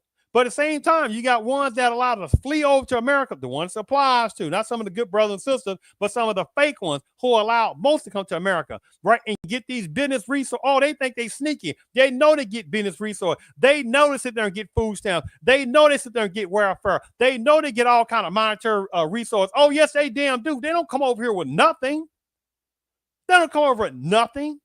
And how many of them are allowed to go to HBCUs under the black banner? See, they think black American people are so damn stupid. And some are naive. But I make this point with the Essence magazine, because I'm almost finished. You know what? Before I play this video, let me read something, because I think this is the foundation part too. Hold on, give me a second here. Sorry. Let me get this out of the way. Let me get this out of the way. So I want you to keep this in mind. On that, let me get that out the way here. Because African immigrants, the ones applies to, at the bottom, laugh at FBA over Essence. You gave it away. Let's set the record straight. He was talking about on this general African Diaspora channel. Let me just go over some of the things. Essence magazine, lifestyle magazine covering fashion, beauty, entertainment. First published in 1970. Many numbers within Africa, the ones applies to, the ones that have fled, the ones it applies to, especially the main ones that have this hatred for American blacks because they're jealous because they had to flee, or the mama and daddies had to flee. And again, I'm not talking about some of the good ones that had the opportunity and this situation happened. Not talking about that. Those are very small amount who have the humbleness to say, yes, Black Americans built America and we owe them our thanks. Yes, we know that all kind of racism stuff goes toward them, but we thank them that we're able to come over here and all this kind of stuff like this. We know this all kind of white hatred, the ones applies toward Black Americans. It's been going on for centuries. We know there's all kind of things going on with Black Americans, toward Black Americans on that. So credit given to the very small amount of ones that come from Africa that have a humbleness and stuff like that, because many are not going to be allowed to come over here that have that mentality. Most that are allowed to come over to America are the ones that's going to be hateful, right? That's going to be coonish, right? Run from their own countries and stuff like that, that they couldn't sit there and build up their own country, right? They couldn't sit there. They don't sit there and stop the neo-colonization of various types of cultures and backgrounds that's going on in various parts of Africa, right? How numbers of foreigners building the infrastructure of various parts of Africa, right? They don't talk about that. They don't talk about the divisive of tribalism going on in various parts of Africa, right? You see how that goes? So they're jealous. So they will lie. They will say anything they can to get the spotlight off of them, right? That's the old infantile tactic, right? And their numbers are minuscule. So the thing with the Essence situation is around 1970, it was published. 1970, you still talking about Black pain that was going to American blacks in the 1970s. You haven't even hit the apex of drugs being put inside various certain types of Black American places. You haven't even hit that apex yet. Bad Seeds doing stop and frisk, right? Racism profiling going off the chart in the 70s, right? I mean, all kind of racial hell going on to our American blacks going on starting in the 70s even more. So you got higher numbers of personnel from certain types of Nigeria. Very extremely minute amount. 70s, man, please, ain't worth even talking about the numbers of Nigerians that would have been allowed to come to America. I mean, they'd have been minute. They're minute now. They ought to make a few 100,000. There's only a few 100,000 Nigerians in America. And those are the largest group of Africans that are allowed to come to America. Then you start having Ghanaians, minuscule numbers, Kenyans, minuscule numbers, Eritreans, extremely minuscule numbers, Ethiopians, extremely minuscule numbers. And you combine those groups into one, and they still don't make either a whole percent of the whole population of America. They don't even make up a whole percent, or I think it's either way gigantic, less than 1%, or barely above 1%. We're talking about right now, 2025. So you can imagine in 1970s, 1980s, where you would have not had, especially when you say Liberians, oh man, they would have been, man, that would have been such an extreme minute number. They definitely wouldn't be worth even talking about. See how this game goes. But the point I'm getting at is that 1970s, there would have been extreme minuscule numbers of Africans in America. So it talks about how these particular personnel that found Essence around 1970, how personnel called the publication Lifestyle magazine directed at upscale African American women. Was that name African American women needs to be thrown away. It needs to be called Black American. When you say African American, who are you talking about? You got Boers in Africa. How people speak Afrikaners who can't stand Black South Africans, right? You got Anglo South Africans, again, that can come to America and call themselves African American. You got some Arab ones, right, who love to try to play dumb, and the translated slave trade, which was later on compared to the Arab slave trade, and they love trying to sit there and distance themselves with that, and they've been succeeding overall because people say, hell no, Arabs need to sit there and pay reparations too. Just like various countries in Africa need to pay reparations to Black Americans, or at least make sure to say, hey, whoever Black Americans, you want to come to Africa, we would ask to pay a fee, maybe a simple one-day class.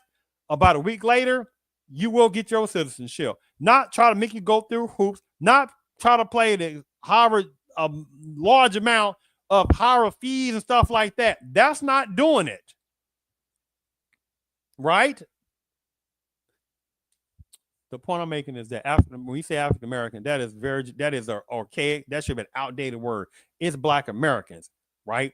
You got 50 plus countries in Africa. How many personnel can come from 50 plus countries, rare part of Africa, come to America and call themselves African American?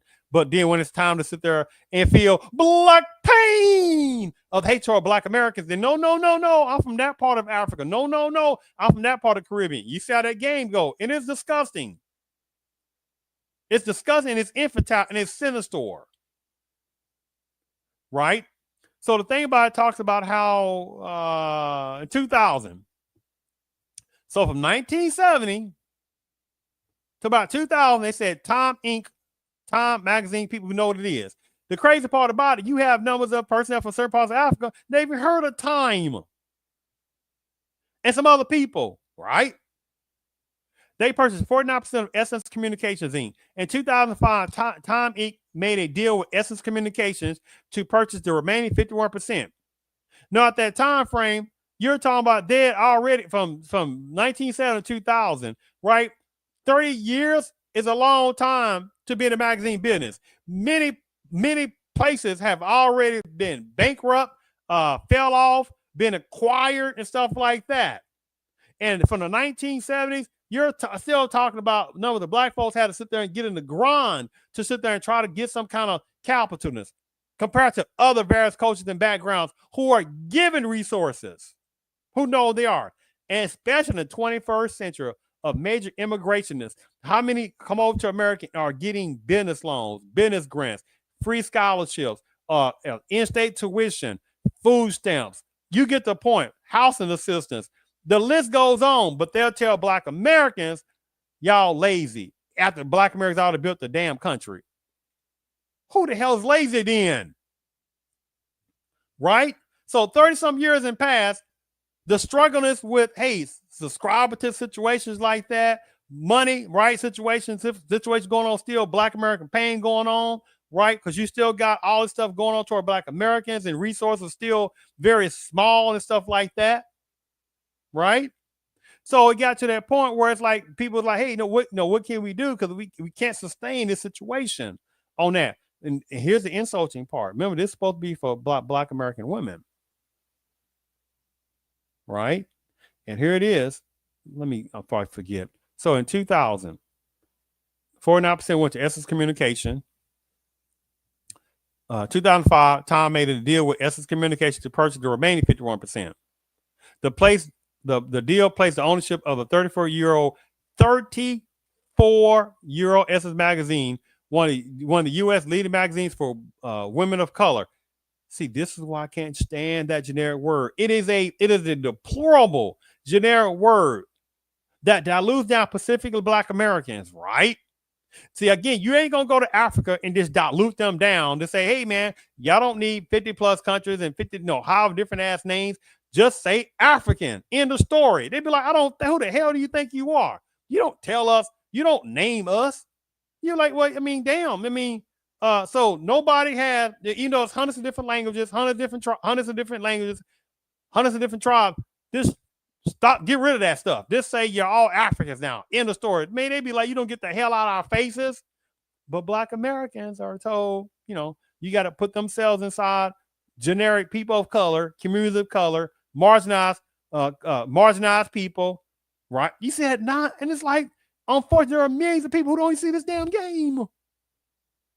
And then you utilize this archaic African American, right? So you got how many people Richard Dalu, who came from Liberia. His mom got away from Liberia, escaping from Civil War.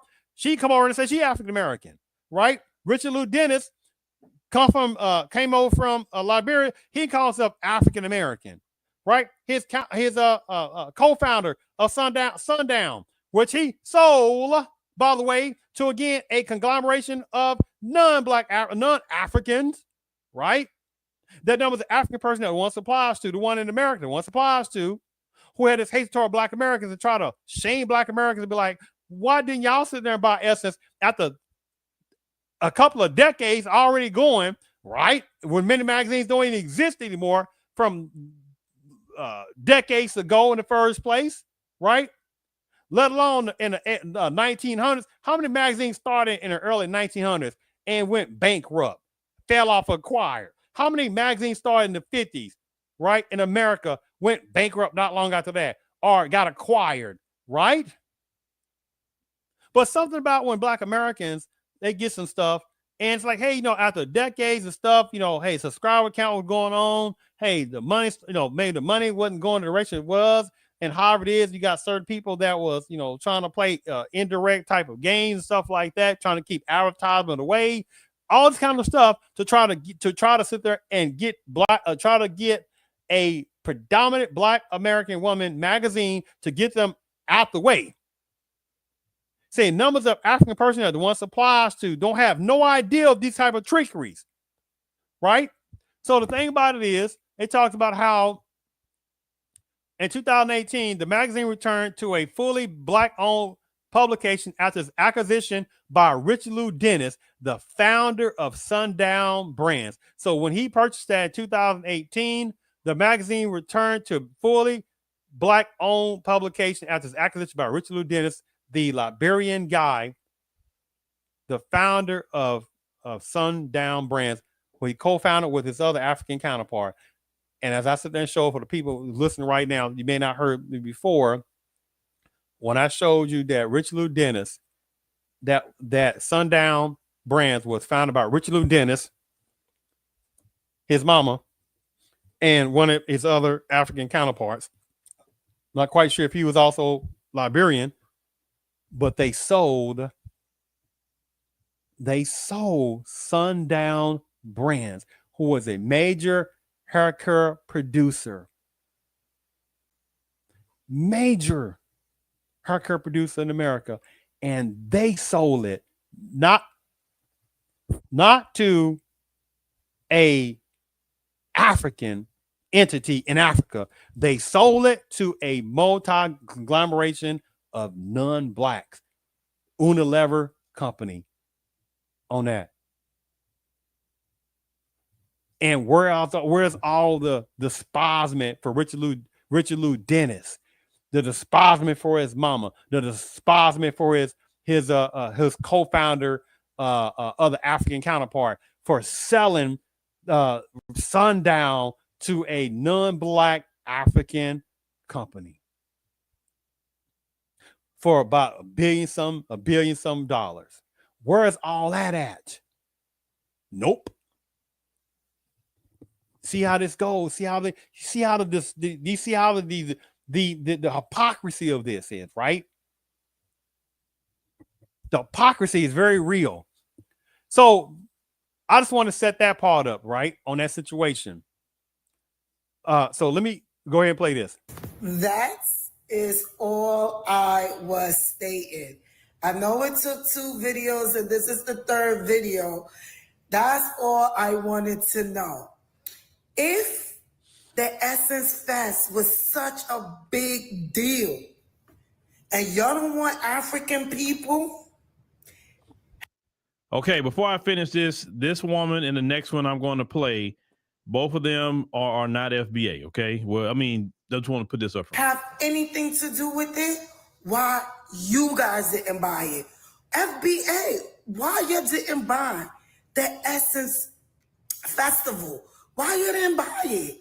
Why it took an African to buy it? And let me tell you something about Africans, especially about Liberians, right? Because it was Liberians that bought it. Guess what? We're not going to keep nobody out. We sure ain't. We ain't going to keep none of the Caribbeans out. We ain't even going to keep Black Americans out. No, we're not. We're not going to, because when it comes to our events and stuff, we are a big kumbaya. We don't care who comes in, who does what. But what we're not going to do is we're not going to buy something and then you tell us how we should control the fest when we the one who bought it. The freaking nerve of this, the freaking nerve of this sinister black adjacent tether fleer, or that person's mama or daddy fled, and gonna sit there and try to sit there and shame black Americans, right? But how many times, you best believe that how many times that they probably have some black American friends that, and you see they try to have this little this nuance in their tone and tonality. When you look at them from the outside appearances, depending, you walk right past and you won't pay no attention, right? You said, I don't know, you won't say, oh, she's African or she's black American. You're right past her, right? She start talking, you don't hear a certain accent per se, or say, oh, what part of Africa you from? So you don't hear that either, right? So there's something in the voice a little bit, yeah. But you start talking to them, you'll start hearing some stuff. Then you say, oh, okay, well, she's definitely not black American, lineage wise, right?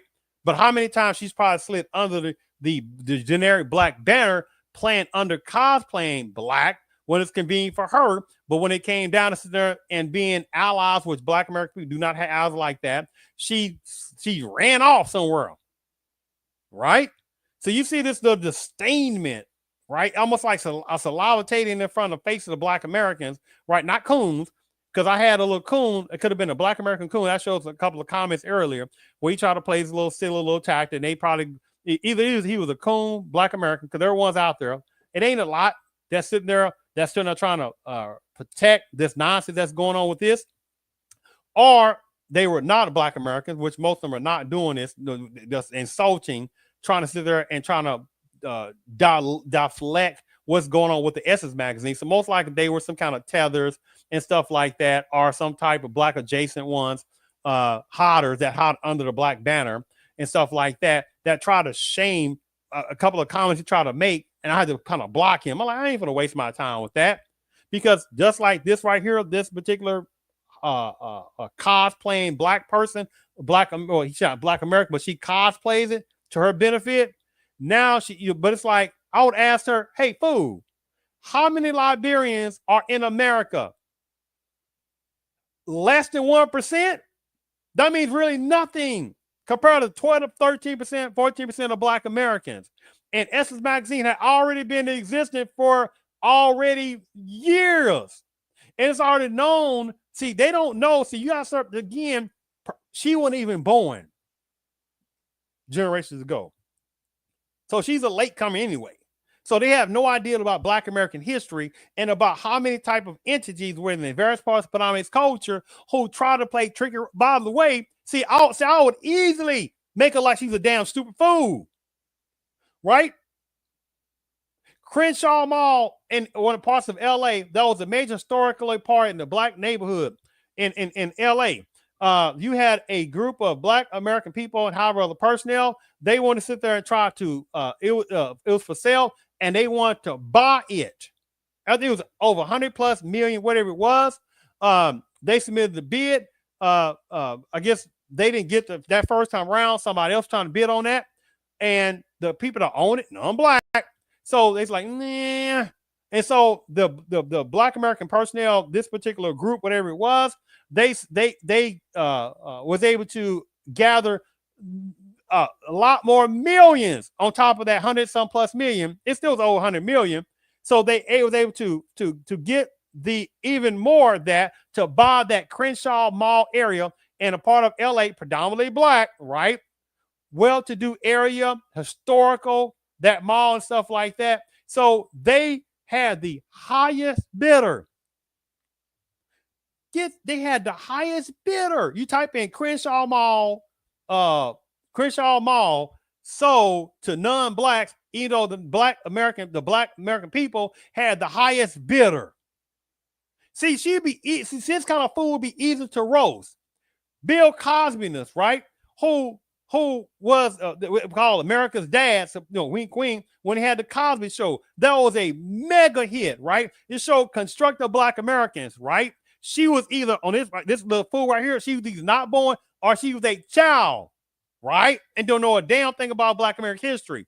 Prior to when the Cosby Show came out, prior to that, there was all this little buffoonery that they try to portray black Americans on, with very few exceptions of black Americans that were able to get various types of roles or produce or come up with their own type of situations, right? Because there's already many roadblocks and the white splaining and all this what little white lies going on and all kind of situations that was trying to block black Americans from showing constructiveness and more power. I mean, the list goes on, right?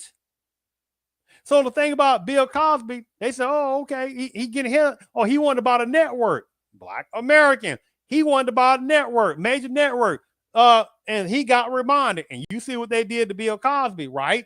You know, he wasn't supposed to be prosecuted. They turned right back around and still prosecuted him, which is supposed to be some civil, even though how many of those women were lying, right? Even though you're talking about decades and decades before, how many of those they just came out of the woodwork, right? Even though Bill Cosby did, I can't think of the movie right now. It's a great movie that he was basically hosting, narrating. Excellent movie about Bill Cosby back in the freaking day, man, on that. Black American documentary. Powerful, right? On that situation. And unfortunately, he got ahead of himself and he kind of got his reminder card. But the point I'm making is that the Great Cosby Show, and it branched off to the great, what do you call it? The great A Different World, which is supposed to be about a kind of a Black American college. At first, they was trying to sit there and put a little Anglo woman in there, trying to branch it off and make it seem like it was an Anglo woman, her experience at HBCU, which was an insult. You see how that game goes, right? See, numbers of African persons that don't have never even heard of A Different World, the ones it applies to, right? On that. So a was supposed to be an HBCU that Lisa Bonet that was supposed to branch off from her character on the Cosby Show and go off to college. And some situations happen. And the thing about it, so they branched off and had some other different. She started for a little bit and then it kind of went a different direction. And it had some other character development. And it became a great show about Black Americans, basically, at this HBCU, basically. A lot of great stories in there, right? But I make this point, see, Black Americans are not supposed to have their own thing. I make all that to say is that Black Americans have consistently had to fight and fight, not be given nothing for centuries. I'm not talking about coons and salads either. But Black Americans overall have to be fighting and fighting and fighting anti-American Black. Not because somebody's African, because their numbers are small. And again, it's an insult to the good numbers of Africans, because how many numbers of Africans from the continent ran over from people that looked like them because they couldn't sit there and build up what was going on in their homeland, right? And have the nerve to flee to America. Ones that have went to HBCUs, ones this applies to, has ran to HBCUs, cosplay Black Americans, ones applies to, right? Or sit there and got on programs to get business loans and start up these businesses, or got grants and stuff like that. The list goes on. See, most of them, they won't talk about because they've been told not to talk about too much. But they'll tell Black Americans they're lazy. Let me get out of here. So this right here is the fleer themselves, or the mom and dad was a fleer, and has the nerve talking about Black Americans by Essence Magazine when she wasn't even damn born when Essence Magazine came out, or she was a little girl. That ain't worth even talking about, right? Had no clue again about Black American history, especially in those 70s either, and 80s and 90s, where you're talking about, woo, it went off the chart toward anti-American Black hatred in the 80s and 90s, right? See how that goes. When y'all get up some money, because you know you'll do everything in this country. I mean, you're just rich, you just got it like that, right? Why don't you go to the librarians and buy back your festival? You see how this little donkey shit, that little piece of shit laugh? Because Black Americans don't want the Essence Festival, right? Because the opportunity to buy it, she don't know her donkey shit self. She don't know what happened. She don't know if some Black Americans was trying to, in the process, was trying to see how can they do that, or the monetary thing about it, since it's already been around for decades, it's already been around for years, right? Subscribership, right? Advertisement. She don't have no clue what the advertisement, anti-American Black advertisement game that was probably going on. She has no clue. So when then Richard Lou, what's his name? The guy, whatever his name is, Dennis guy, So the Liberian guy, so he came up and was able to get that. He probably be able to purchase that, not for too much. And you think it's him, or was it perhaps some other non-blacks entities behind the scenes that also helped him sit there and get that, and made sure to sit there and not try to sell it back, or try to find some Black Americans, if there was none, to try to sell it back to. See, if you don't know the games, you don't know the games, right? And this fool don't know the games, apparently. And again, Liberia, right, is a very extreme small country, have civil wars that still have an effects now. So good for the guy who was able to sit there, Dennis guy, who was able to get away by his mom to escape the civil war in Liberia. But of course, this little fool right here don't want to talk about that, right? On that. I know. Because, or why don't you tell your FBA, do not sell anything to them Africans? Let's see if money talks and bullshit walks, or are they going to take the bullshit before they even take the green dollar? But this is so funny, complaining about something that Africans now own. Yes. You hear she keeps saying Africans. You see how she utilized that word Africa very generically. It ain't Africans. Who are you talking about? You got Arabs. Are they not part of Africa? They're Arabs in Africa, right? You got numbers of Indians from India that are citizens in Africa. Is she talking about them?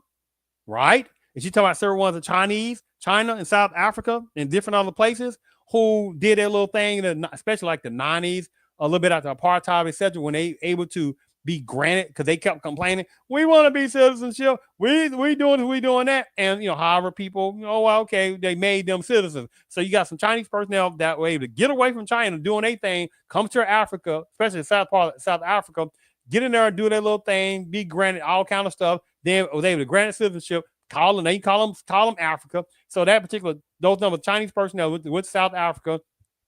You don't have to worry about the African South Africans going through all that hell and apartheid 1990s. By the way, where's all the Liberians 1990s? Did you hear anybody? Did you hear numbers of Kenyans and Ghanaians, numbers of Algerians, Moroccans, Egyptians? Did you hear any of them jumping up and down about going to apartheid South Africa in the 90s and telling them, don't treat those South African, those are our brothers and sisters? Nope. But there were numbers of Black Americans going over to South Africa, helping out over there. Oh, they don't want to talk about that too much, right? But Black Americans, are left out behind. Where's all the thankfulness for that? Nope. So this little fool is disgusting. This fool right here is disgusting, right? Because you don't know what she's talking about, right? On that situation. Africans own it. You used to own it, but Africans own it now. You're like, okay, so that in itself is just, boy, that alone is a whole video. But let me play this other one. America, we love y'all very much. Absolutely. We understand the trauma y'all been through, and we are actively fighting to have Africa be somewhere that you can call home again. No, she's Please not. come No, home. they're not. She's And alive. at the same time, Black America, what the rest of the diaspora is not going to have is y'all on us in order for you to feel better about yourselves. Please, please do not be like your white counterparts and think that in order for you to feel tall, you have to cut somebody's legs off. You hear the nerve of this. See, look at her. You can't tell she's from certain parts of Africa, right? That's the point. They're sneaky, the ones who do this. Their mama and daddy fled from all the various parts of Africa, got away from people that look like them instead of staying there, making things work, sitting there fighting against neo-colonialism, right? Help building infrastructure of Africa and stuff like that, building up their things over there. Nope, they couldn't do that. So they fled to America, right? Fled from people over there in various parts of Africa that looked like them, that was doing corruption, however parts still do, right? Doing all this totalitarianism type of stuff that's going on right now in various parts of Africa, you still got numbers of Boers in various parts of South Africa and some other places that hate the guts of black Africans over South Africans and other places. But people like this little sellout, they don't go over there sitting there trying to sit there and help their numbers of African counterparts over there. Nope. Because they're scared. Because they'll be told, get the hell out of our faces. Somebody like ones from India over there in Africa. You don't sit there here. The ones, the various other cultures in Africa, the ones that are certain types of Asians, certain parts of China, should I say, some other ones that are doing their infrastructure and taking over various places. The ones supplies to, right? Getting citizenship over there. Other cultures and backgrounds going over to Africa. And that's a whole different topic in itself. Taking over, building infrastructure, right? Popping out babies with other various types of African women, various places, so they don't know what's going on themselves. Oh, it's a whole different game. But little fools like this, they don't want to talk about that. You see where I'm coming from, right? But they come to America, slide under the American black banner, right? Playing these little silly ass games, but they know they can't go back to Africa and tell however corrupt people to stop being corrupt, that people that look like them. They can't sit there and go to Africa and build and help build infrastructure in Africa, right? But many other, some other various types of cultures that come from way different other places, building up infrastructure in various parts of Africa, right? Once you go to Egypt and say, hey, won't y'all stop talking about y'all built the pyramids? How can you build the pyramids when y'all weren't even over here like that? They were built by black Egyptians. Once you go over there and tell them to stop acting as if the mixed Arab version of Egyptians built the pyramids, because she knows they tell her shut the hell up. Right?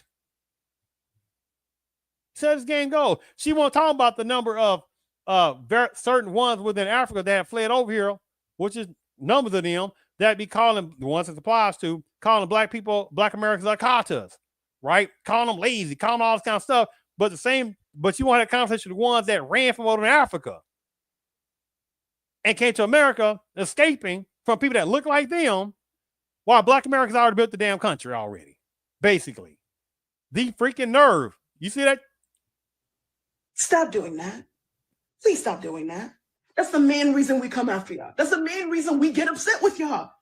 I mean, the nerve of her. She's like, man, I'm telling black Americans better stop allowing these certain type of little tether type African versions, the ones supplies to, or these little black adjacent type ones to sit there and sell black American. You're like, who the hell this thinks she is? She's an effing fleer.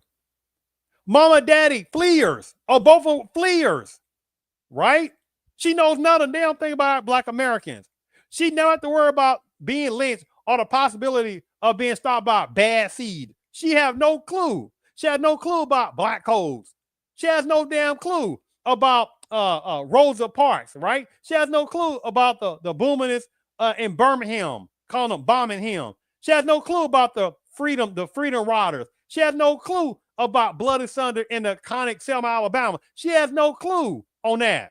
She has no clue about segregation still going on in various parts of service up until 1947, 1948, which is still less than 100 years ago. She has no clue. In 2000 to 2025, still the highest number of hate crimes of anybody in America is still toward black Americans. She ain't got to worry about that because numbers, again, the 5 or 6 main type personnel in various sections of Africa is so minute. Numbers of Nigerians, numbers of Ghanaians, numbers of Kenyans, numbers of Somalians, numbers of Eritreans, and numbers of Ethiopians. And if you put in general this with the few exceptions, really good ones that are over here, right? Because the system makes sure to get the coon versions to come over here, right? And give them resources, give them food stamps, give them business resources, give them all kind of things to help them out, right? That they couldn't get in their own countries. You see how that goes. And you combine those 5 or 6 main categories of personnel, right? And they still wouldn't even barely make up 1%. While black Americans make up 12 to 13%. The nerve of these people in 1970s, 1980s, man, there would have been, if it's only about a 1% to about 1 point some percent in those 5 or 6 categories of Africans that are allowed to come over here, we're talking about 21st century. which they only make up 1%, about 1%, a little bit less than 1%, right? While Black Americans make up 12 to 13%. Already built the country. So imagine in 1970s, 1980s, when Essence was going strong, the number of minuscule numbers of Africans that would have been over here in America. And you got this fool like her, like the first one, going to insult Black Americans. But when you look at her, you couldn't even tell. She can slide her ass on her donkey ass underneath Black American without people questioning her, because you don't hear an outright accent, right? You look at from the outside, okay, she kind of looks like a Black American, but again, and she didn't slip under the Black American banner, right? A lot of times, right? Because she never was questioned, right? Because she probably slick talk, but you hear an anti-American Black conversation, and there's many just like her in America. There's many of her like her. And she's insulting also Black American women, that how many she's been around and played dumb. The insultingness. And she won't talk about, again, the numbers of anti-American Black, various sections of African personnel in America, the ones applies to, who have shown nothing but pure hatred for Black Americans. Black Americans better stop allowing various sections of Africans, the ones applies to, the ones that's in America, the ones that's showing hatred, the ones applies to. Black Americans better get this stuff under control. There's already enough hatred by certain ones within the Paname's culture going on situation. There's already hatred by certain other Black and brown, no such thing as that. And you got certain ones of Black and Asian, no such thing as that. So there's certain numbers of Asians, the one that has a hatred for Black American people. I've already done shows on that, right? So Black Americans better sit there and collectively get this anti-American Black hatred by certain types of coon satellite type Africans, the ones applies to. They better get this stuff under control. It's like y'all don't know how to love yourselves without showing other people. Why? Please stop doing that. The nerve. Please. The nerve. I get you're upset about Essence Fest, and I'm upset for you. Like, that's your thing. But from what I saw on TikTok, from the research I've seen so far, it was sold. So why didn't another Black American buy it? And that's the dumb piece of crowd. They keep trying to play this little silly shaming game. Again, certain numbers of Nigerians, certain numbers of Ghanaians, certain numbers of Kenyans, certain numbers of Ethiopians, certain numbers of Eritreans. Those are the 6 main groups in America that have been allowed to come over with very smallness numbers. And again, to some of the good ones, credit given to them, but that's a small number. Because the system not going to allow a collective amount of those groups to be in America and sit there and have camaraderie, Black Americans. They ain't going to do that. So they'll sit there and act like that, hey, don't talk to those Black Americans. While at the same time, some various places, those same places are sitting there having chaotic tribalism going on, corruption going on. People come from different countries taking over, building infrastructures over there. Right? You saw this hypocrisy goes.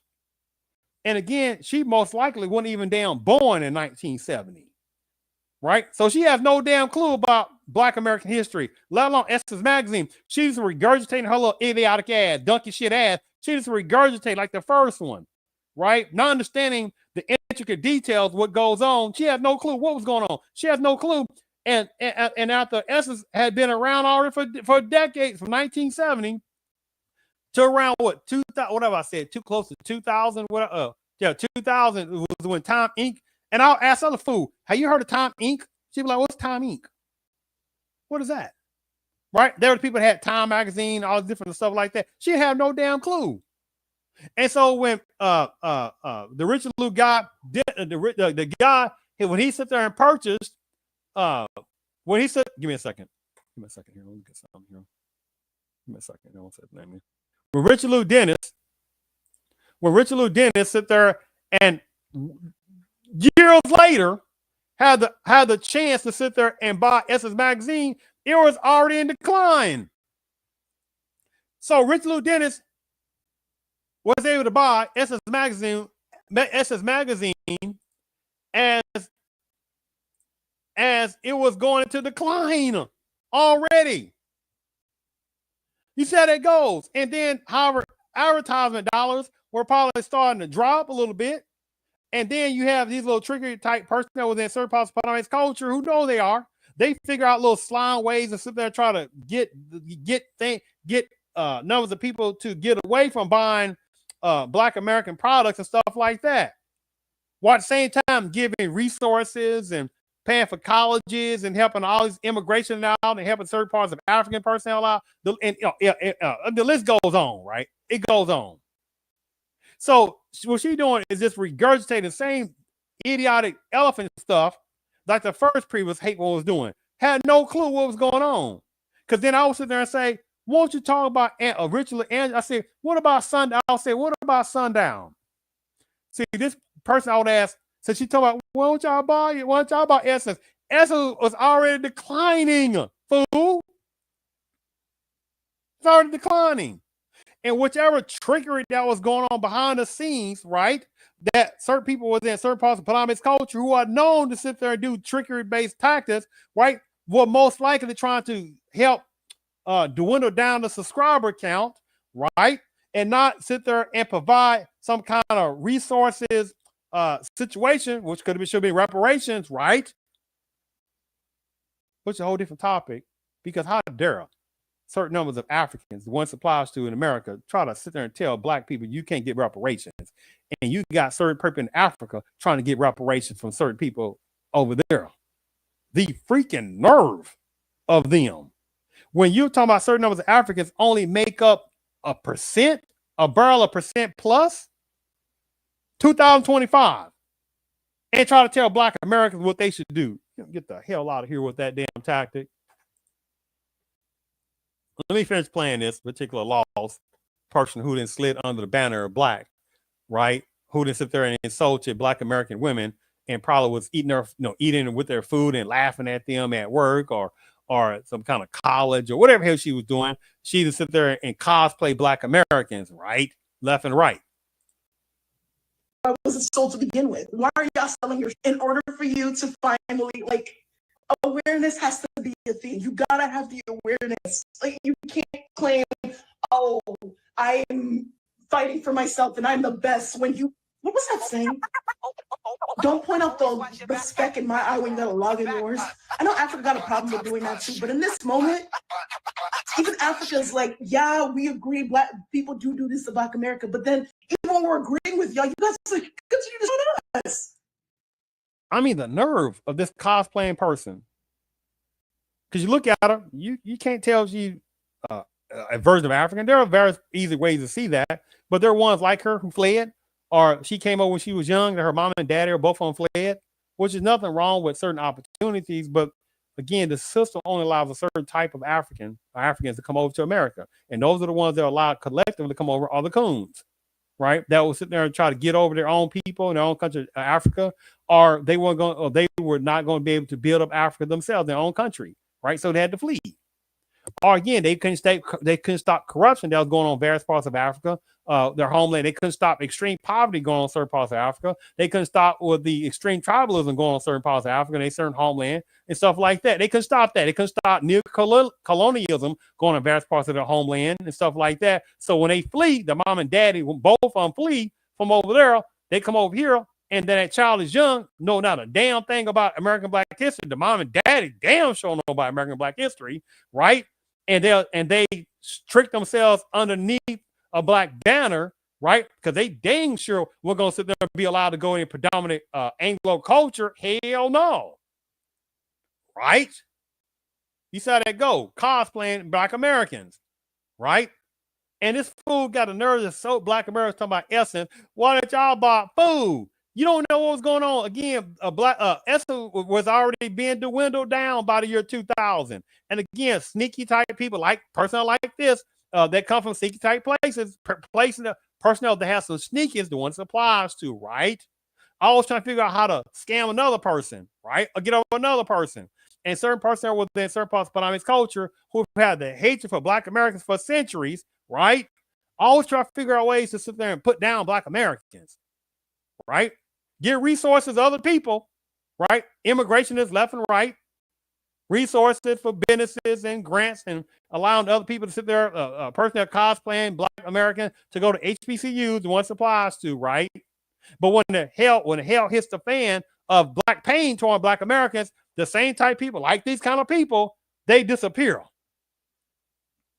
So that goes, right? Why are y'all doing that? Please stop doing that. We are one. And Black America is one country. Y'all can't fight on your own. You need the entire diaspora. The entire diaspora is what makes us a global majority. We're not without all of us. It's all of us. And see, the thing about it, Trace H, definitely, it is the nerve on that. They do have the nerve. And again, we're not talking about some of the good ones out there, right? We know some good numbers of African brothers, we're not talking about them. But again, those are the ones that are allowed to come from various parts of Africa. Those are the coons. They couldn't stop corruption in their own country, so they had to flee. Like Richard, let me finish playing it. Let me just finish playing this. So, Black America, please learn to be critical and be angry without showing other people. Thank you. Okay. All right. Well, that last lady did some little research into her. Her husband's the FBA. Now, and by the way, that means nothing because you got sellout black Americans too. That's the problem. You got some good, strong black Americans, right? Oh man, black Americans are some of the most powerful people in America that nobody can compare to. You can't compare hundreds of years of black pain, right? Before many Africans even existed in America, right? Come over to America as latecomers and then benefit off black pain. That is the nerve, Tracy H, on that. It's the nerve that they could not, the ones it applies to, they could, because you got 5 or 6 main African places, right? Nigerians, very much a lot of tribalism going over there. Well, you got Ghanaians, the ones it applies to, Kenyans, Ethiopians, Somalians, and Eritreans. You put those 5 or 6 all together, and they still wouldn't make up they only make about a percent plus in America's population, and have the nerve. And then you add in the Liberian guy, Richard Lou Dennis, that sit there and acquired Essence magazine as the viewership was already going down, and she has no idea what was going on and stuff like that. As I would have roasted her and said, hey, that thing in Crenshaw, for the people who are listening, so people know, there's a thing called Crenshaw Mall in LA, where there was numbers of black American people that was sitting there trying to purchase this historic mall in the Crenshaw area of LA.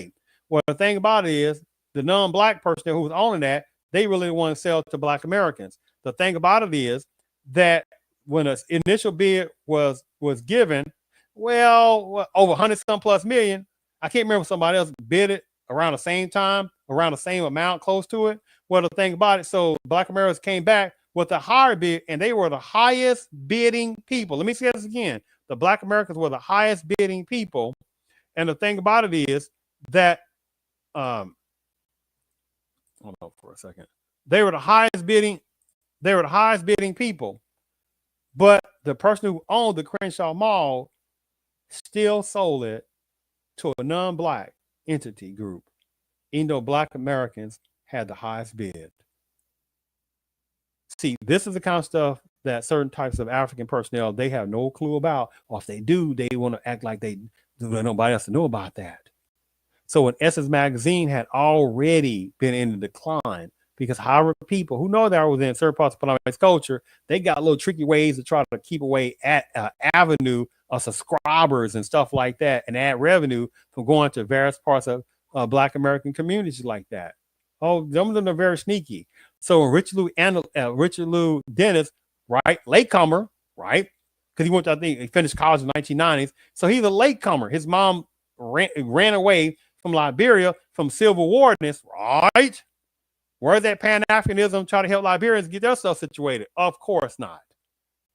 Again, I'm talking about some of the good brothers and sisters, some of the Liberian personnel too, like other countries in Africa.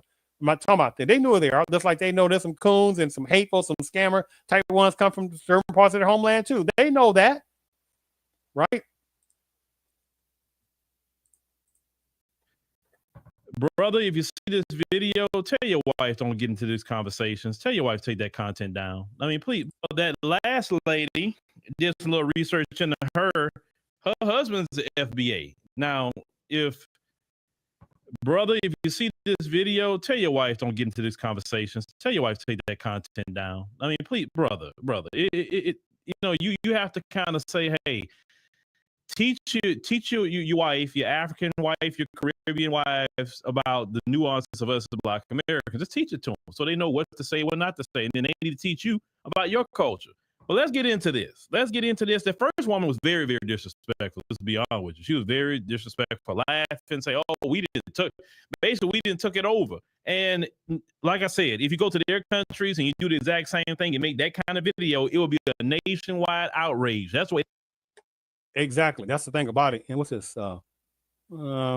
Yes, Tracy Age. We are consistently shut opportunities. Exactly. So you got personnel. I'm talking about the ones supplies to certain parts of Africa, that the ones that flee over to America have no idea about the power of American Black history that no one's compared to, right? Because Black Americans are not fleers, right? You don't see Black Americans fleeing to Africa, right? Because how many numbers of African personnel the one supplies to don't want Black Americans really over there unless they sit there bringing some economics over there, right? Or they can be used in some kind of way, the one supplies to. But how many numbers of Africans, oh, we want to play that kind of game. How many numbers of Africans, I'm talking about the one supplies to, not some of the good brothers and sisters, how many of numbers of Africans have fled Africa, the ancient continent, all over 50 plus countries, hundreds of languages, hundreds of tribes, major tribalism, various types of poverty, right? How many couldn't even build our own infrastructure? Many people still doing neocolonialism over there, left and right. They don't want to fight back. The fleers that came over from the many fleers that came from Africa, the one supplies to, they won't stop that part. But how many of them came across the southern border illegally? Oh, they don't want to talk about that, but they call Black Americans lazy. But they don't want to talk about the numbers of Africans. It's all of that. How many of them have came across the southern borders illegally? So many of them are lucky that Black Americans are not like some of them and be like, who the y'all think y'all are? All that various poverty going on in various parts of Africa, all that major travelers going on in Africa. Many of those countries don't have no kind of social net, no type of social security, no type of food stamps, no type of welfare, no type of housing assistance like that. And you flee over to America and try to talk about Black Americans, the nerve of y'all. Right. Yeah, Tracy H. Fleeing and stuff, fighting the way we did. Exactly. Right. And the thing about it is, I'm gonna sit there. Let me say that you might, or you might not have heard when Richard Lou Dennis and the people are listening, when he to keep this in mind, what I sit there and show when he said, let me go back. Let me go back. Let me put it back. With this little hateful little African one version. I'm talking about this little hateful piece of African person. Once applies to, who it's an insult to the good numbers of Black American women. She basically insulted Black American women, basically, right? Because you look at her like, I can't really tell she's Black American. She's not, by the way. But I'm saying you really can't tell because she's slid under probably banner. Hold on. Right? The banner of Black, she cosplaying and stuff like that. But I make this point for the people who may not heard, but Rich, because this is a little, I show for the people who may not, and Trace H, you still there. When I show at the beginning, I didn't even plan this going for this long, but at the beginning, there was a main thing. I think within the first 10 minutes, there was a main thing I was sitting there showing. For people listening, for nothing else, if I say again, if I close this show out in about a few minutes, I really didn't plan on going this long, because usually I don't do this. But there is a major point. Again, Tracy H, if you still there are some other people, what is not been talked about, and correct me if I'm wrong, that there's a group for people who may not heard, it's called the Solomon Group. You know what? You know what? It's better to show you. If you have not saw that, let me. Okay, well, it's a while and stuff like that, but you know what? Let me give a real quick show of Cliff Note version, because it's a very powerful thing. This should be shared for the person who's listening who want to do this.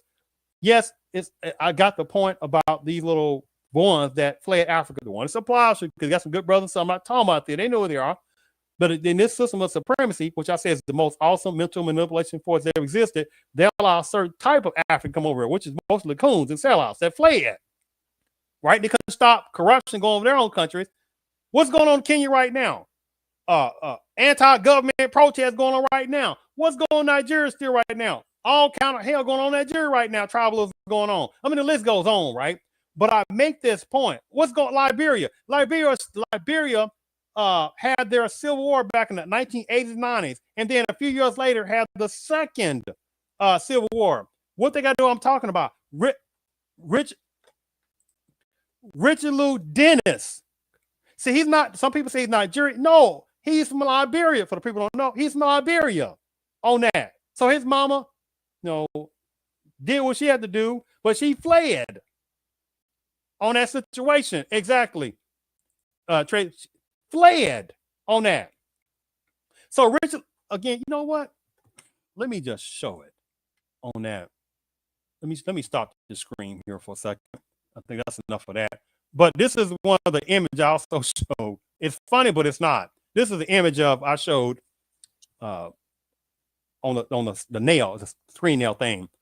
Reading this part. These Black American Negroes think we are their friends. We are here only for us. Black adjacent hodders, basically what most of them are, and we will lie, many of them do, deflect to them, to my Black Americans, while we fled to America that Black Americans already built up like a snake, right? But the point I'm making for the people looking, let me sit there and just show you. And I'm just going to do this for a few minutes and close out the show. But this is at the beginning. This is at the beginning. When I first start, within the first 10 minutes, if I still have it up, did I take it down? I may have taken it down on that. Oh, crap. I think I've taken it down. But that's okay. The point I'm getting at is that this is one of the things I was showing earlier. That Richard, let me go back. This part here, Tracy H. and some other people, what has also was not talked about, even on the African Diaspora channel and some other places that was talking about these kind of things, wasn't talked about enough, is, I don't have it up. So if I got a few minutes, I'll try to find it. But this is one of the things that I would have roasted some personnel with this. Because earlier, there was a guy, I showed the comments somewhere, I don't know, mid-level stream. He said he was Black American. Be it he was, and I don't think he was. I think it could be a Kuhlman, or he could have been a personnel, a Black adjacent one that came from certain parts of Africa. And they was trying to sit there and try to play little sidetrack tactics as an African diaspora guy was showing these two little tether type people that had to fled, or their mom and daddy fled. And he was trying to act like, again, like some of them, why didn't the Black Americans buy Essence? Well, Essence was in 1970. So by the time Richard Lou Dennis bought it back in 2000 something, it was already dwindling down. And within various parts of America, there is a system of supremacy, which is the most hateful, which is the most brilliant mental manipulation force that's ever existed toward Black Americans, right? Before many other Africans even existed in America, right? So the intricacies of that, numbers of Africans, the ones applies who had no idea of the system of hatred toward American Blacks, right? So by the time it was bought by Richard Lou Dennis from Liberia, that it was already dwindling. So basically bought for pennies of the dollar on that situation. But here's the kicker for people listening on this. You said, I did share it. See right here. How this Liberian-born entrepreneur faced backlash for selling his company to, I may be saying it correctly, Unilever for $1.6 million. They don't want to talk about that.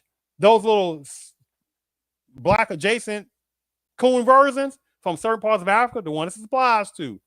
They don't talk about this part. So they're talking about Black Americans. Well, y'all should have bought it when it was already dwindling. Right? And they don't know the intricacy of maybe some black folks that wanted to buy it and some personnel like, no, I don't want these Negroes buying. Hey, but you know what? Some of y'all coons or sellouts from Africa, I'm going to let you sit there and buy it, but you cannot say anything about that. Do you understand that? Yes, God white. All right. You understand that? I understand. So she doesn't understand the intricacies because she's a latecomer. But this right here, I would have said, what about this? So he had a company. So let me read this. Richard Lou Dennis is a Liberian, not Nigerian. Because I heard some people talking about Nigerians, not Nigerians, Liberian. Richard Lou Dennis is a Liberian entrepreneur who co-founded the personal care products company Sundial. Keep that in mind for the person who haven't who saw this, because this was not really talked about enough. So he co-founded the personal care products company Sundown Brands, which he started with his mother Mary and his college roommate Yembe Tubman, 1991. That person's not Black American, by the way. So the thing about it is that they start that company, right? So the thing about it is, let's keep that in mind. So, wait a minute, hold on. So he sold that company that he co-founded with his other African counterpart, with his mama, for $1.6 billion. But he didn't sell it to a African conglomerate, right? Let me sit there and show you who he sold that to. And so these same type ones, they don't want to sit there and talk about this, but they want to talk about, well, Black Americans, y'all should have bought it. But they don't talk about the Liberian, Richard Lou Dennis, and his co-African person, his mom, that they sold. Oh, I do have that thing. Oh, yeah, I want to show this after this right quick. They sold this to this company, Unilever. This is the company. Now, I want you to give me a second. We say, come here for education. I'm over here. Exactly. They came here for education. Yes. Brought his mama over here, or his mama brought him over here trying to escape the Liberian Civil War. Right? But Black Americans ain't fleeing like that to Africa, because they be like, no, I can't just come over here like that. Nope. But I make this point, and for the people who know, for a few minutes, I'm going to close it down, because this is what I was trying to show at the beginning, and this is a cliff note, because I think it's a very powerful thing that's not been talked about. And many of the podcasts, it haven't been enough. They have been talking about the hypocrisy of this, right? Of this. That this is a company, Unilever, whatever it is. They said our international leadership team drives our company, guides our strategy, and leads our people. Learn more about our Unilever, I might be saying it correct, Unilever leadership. Now watch this, and the board of directors. Let's see how they look.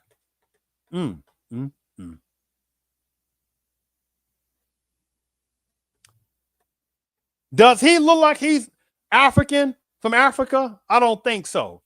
She, like that on that, right? But she's definitely not Black American, right? But let's keep going. Does he look like he's from Africa? I don't think so. Oh, he may be from Africa? I don't think so. And this is what Sundown, that company Sundown, that was founded by the Liberian guy, Liberian African, right? Richard Lou Dennis, and his counterpart, I don't remember if he was from Liberia or not, and his mama, that company was sold, Sundown, to this company. It's not African. So I would have roasted these little tether sellouts and these little Black adjacent ones that try to play, why the Black Americans by Essence, all the roasted them. I tell people, use this. Oh, won't you talk about the Sundown? Ask them, do you know what Sundown company is? And if they do, they know you kind of got them. Oh, what about Sundown? What happened to that Sundown? Who started that? Oh, Richard Lou Dennis, and then and his co-founder and his mama. What happened to that company? Since y'all talking about Black Americans, about white, why don't y'all buy back Essence after it already doing it down the advertisement, right? Why didn't he and his African counterpart and his mama, right? Why didn't they sit there and sell it to sit there, or why didn't he sell it? And his African counterpart, why didn't they sell the Sundown Company to an African company? They sold it to a conglomeration at this company who was based in London, England. Bam. I'll roast them left and right. Now, look at this. Are they like they African? Nope. Nope. Right? Gotta watch this stuff too. Ones that fly on the people of color and back in the US part of it. Nope. No African there. Nope. No African there. Nope. No African there. No African there. No African there. So you see, Joan Oz, this is the company that they sold that was supposed to have found one of the biggest black, supposed to be, and they played black and brown hair care products in the US. And they had that for like 20 plus years, and they sold it to Unilever, not to an African company in Africa, but they sold it to a company in London and England for about $1 billion. So where's all those same little coon sellouts from certain parts of Africa, the ones that fled over to Africa trying to talk about black Americans? Why don't y'all buy Essence? Oh man, they ain't got nothing to say about this. So we see who they sold to. They wouldn't even be able to come if it weren't for the rights required through blood and tears. That's right, Tracy H. And that's what I'm talking about. So what I sit there and show, regardless, the Sundown Company that they founded, Richard Dowdle, go back, I'm talking this short. The company, right here too, I'm about to bring it home. I'm gonna show one of the main things I definitely want to re-show again, and I'm gonna close down this show on this because again, unfortunately, there are numbers of personnel that have been talking about podcasts on this, but they haven't brought up what I'm showing this part, and especially the main thing that I showed in the first 10 minutes of the show. Many have not brought this up for the people who are looking. It's going to be a definitely a treat because it was amazing when I sit there and found this out. So, but look at this. Shea Moisture. Shea Moisture is an American personal care company that focuses on shampoo, conditioner, and body wash. It is owned by Sundown Brands. Remember, I said Sundown Brands. That was co-founded by Richard Lou Dennis, right? His other African counterpart, not sure he's again from Liberia, and his mom, right? But regardless, he's the main co-founder, right? Richard Lou Dennis, Liberian, right? Sundown Brands. When I hover over Sundown Brands, what does that say? Unilever PLC or Unilever PLC is a British multinational consumer packaged goods company headquartered in Africa. No, it doesn't say that, does it? Doesn't say Liberia, does it? It says what? London, England. And it was founded on 2 September 1929. So I'm not playing the little tactics with these little late comer tethers, right? I just get right to the darn point. Hey, what about that Sundown? Hey, person that want to try to blame Black Americans and stuff like that, when again, the 5 or 6 main African personnel that are allowed to come over here, the ones I'm talking about, not some of the good ones, because some of the good ones will be allowed, but the majority are allowed to come over here. Those are Black adjacent ones that are allowed to come over here to show their anti-American Black hatred. But I will sit there and be like the ones talking about, oh, y'all be mad about a number of Africans. Who are you talking about? Africans made up of 50 plus countries, right? And again, you got Boers in South Africa who can't stand Black South Africans, right? And you got numbers of East Africans that can't stand numbers of West Africans, numbers of West Africans that can't stand East Africans. You got numbers of North Africans that can't stand South Africans. You got numbers of tribes that dare not go down the street to the other tribe. They can't intermarry with each other. You see how this game goes, but see, they don't like Black Americans and other people who call that nonsense out. They hate that. They despise it. They can't stand it. The point I'm getting, I'm gonna finish this up. I'm gonna show one last thing. I think it's because it's a very powerful thing. Besides these, because these are only 2 things I would sit there and roll somebody back who has the nerve talking about anti-American Black, or if whoever's listening, if you're not American Black, but you're interested because you're not about that, trying to sit there and hate on American Black, you just want to know what the truth is, regardless. Credit give to you. So I'm sitting there saying, regardless, right here. So the company, Sundown Brands, as you see the mouse over, Sundown Brands, that was started by Richard Lou Dennis, Liberian, where his mama ran from Liberia. Civil War going on by who? By people that look like them. And his co-founder, which I can't remember if he was Liberian too. Either way, he still ran too. They found the company. They've been around for 20 some plus years, hair care products and all this kind of stuff, right? And who the hell do you think was the major buyers? African people? I don't think so. It was part of Black American women that was buying most of that stuff up, making them money. So the nerve of some of these people. But the thing about it is, they didn't sell this company, Sundown Brands, to numbers of Black Americans.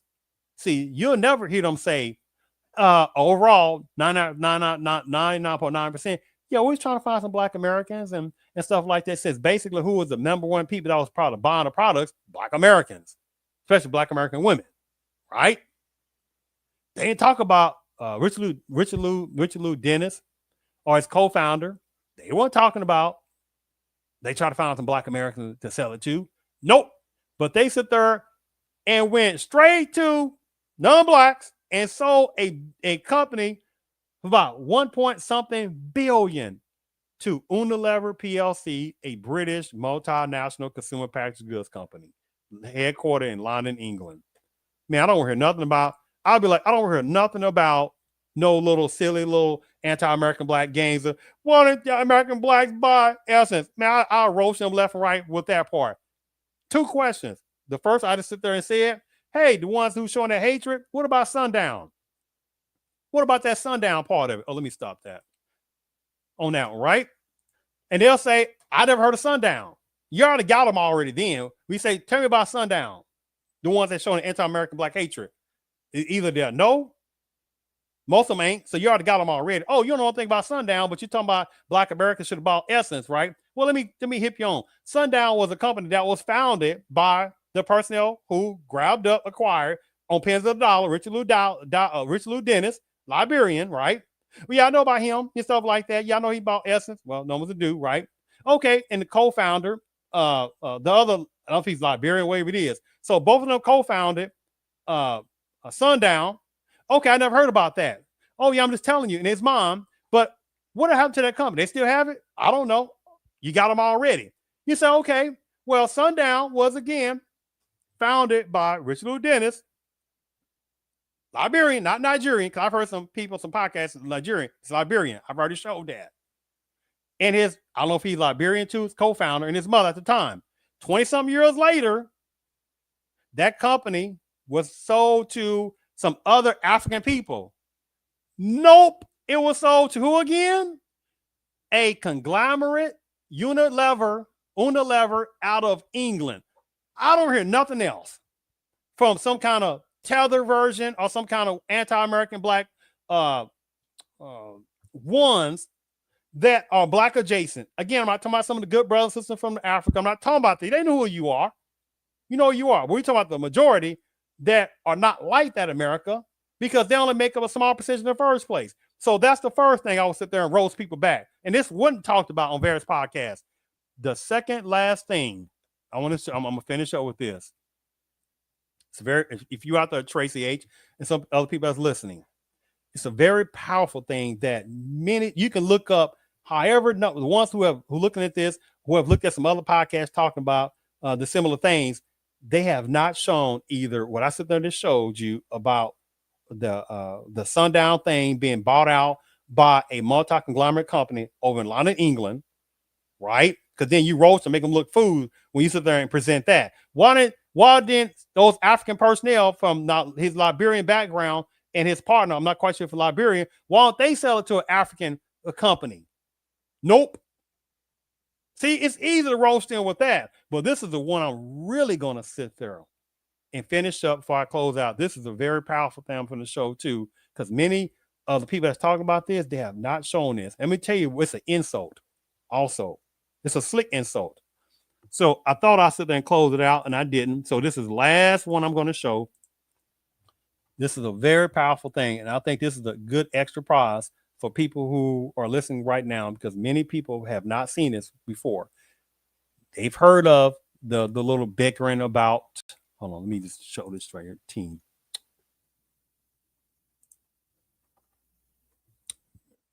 You heard some of the little anti-American black. Y'all should have. They should have bought.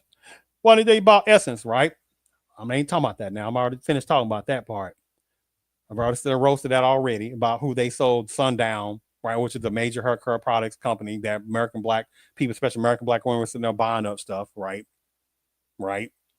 And they repaid American black women by doing what?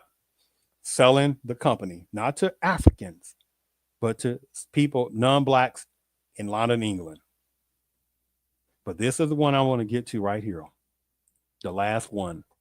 Now, I appreciate the one that stuck around, because mark my words, this right here, they ain't going to show in various podcasts. The Solomon Group. Hold on, give me a second, y'all. Let me see if I had this other one set up too. Oh, I forgot. God dang it. Oh, I forgot about. Oh, I'm sorry, y'all. I got excited because I forgot. I didn't even sit there and show this other one. Oh my goodness. I didn't even sit there and show this other one. Oh, I'm getting giggly to myself now. That's funny. Let me go back. So this right here, as you see right here. But people don't know right here, the Solomon Group. Most of y'all probably ain't heard of Solomon Group. They wouldn't even talked about like this. Who is the Solomon Group?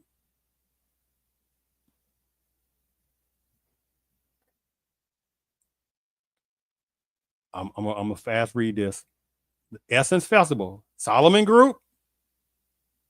Essence Festival, which most of y'all probably ain't heard of Solomon Group because they ain't been really talked about. 2012 the present. Since 2012, the Solomon Group has worked closely with Essence to produce its annual Essence Festival, which draws over 500,000 attendees to New Orleans each year. As one of the largest annual events in North America, Essence Festival requires nearly a year of planning. Let me skip going to all this. The point I'm getting at is that right here, in addition to providing the live production, the Solomon Group is responsible for executing many aspects of Essence Festival, including creative. I'm saying, look at this. This ain't no small thing, including creative design, planning, plus production, management, technology, design, plus implementation, fabrication, sponsorship, activation, venue, management, and logistics, right? On this. Now keep that in mind what I sit there and showed you. I'm showing you. Let me make sure I'm still up. Now, hold on for a second. What's this? Wait on, go place. I'm so happy doing the wait on there. All right, somebody's trying. Hold on for a second. Oh, somebody's playing a. Hold on for a second. Yeah, this is somebody just playing a little game. FBA was so happy when they had a white owner, no complaints, white zaddy. You know, see, that's a little game, right? See, whether this little nonsensical person didn't see what I showed already of how they want to say that same thing about when I sit there and showed where see, don't have that heat for the Liberian guy, Richard Lou Dennis, and his counterpart. Not quite sure if it's from Liberia too. And his mom founded the Sundown, and I showed that he didn't sit there and sell it to his African counterpart, right? He sold it to his white friends in London, England, called Unilever. So where's all that heat? This person right here talking about FBA was so happy when it had a white owner. No complaints, white zaddy. See, I just roasted you. See, you only showing your ignorance because I asked you this question. Show the company that Sundown that was founded upon your buddy, Richard Lou Dennis, and his co-founder, which I'm not quite sure if he was Liberian. Doesn't matter. He's still African, right in the States. And the mama, she got away from Liberia, from the Civil War, right? They came over here, benefit off Black Americans, right? They already built the country. Don't try to, yeah, exactly. British zaddy, exactly. Right? So they ain't got no so where's all that old hate to toward Black Americans? Won't y'all that hate toward the white zaddy version in England that the African Liberian guy, Richard, whatever his name is, Richard Lou something. I'm so tired now. Dennis, that him and his co-founder, be it he was Liberian or not, they were still Africans that founded one of the largest hair care products in America that was dealing with Black, and they tried to slide in some Black and brown stuff, but the primary buyers of the products were Black people. So instead of him, when he sold the company for about 1.6 billion, who did he sell it to? A non-Black African. He sold it to some white zaddiness in London, England. So you can play that game with somebody else. Just letting you know. You see how that little tactic goes, right? See, this is infantile to me, right? So when they said, I'm going somewhere. Let me go back. Sorry, y'all. So the Solomon Group, right? And for that little fool who tried to play a little tactic, won't they tell me what the Solomon Group was, right? Since it had nothing to do with Zaddy, FBA and Zaddy then. So Solomon Group, as I already said, that they were the major producers of the Essence Festival. Right? Now watch the game, y'all. Watch the game. Let me say, make sure, watch the game on this. Let's look at the team. This ain't got anything to do, by the way, with even African this time. Watch this. Be ready for this. Watch this.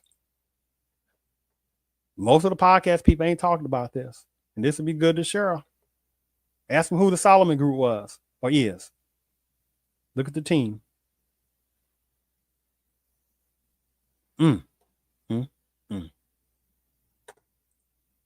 Look at the team. This is the team. Part of the team, Solomon Group, that was the major producer of the Essence Festival that was supposed to be bought, right, out, right, by Richard Lou Dennis, the Liberian, right, person, non-Black.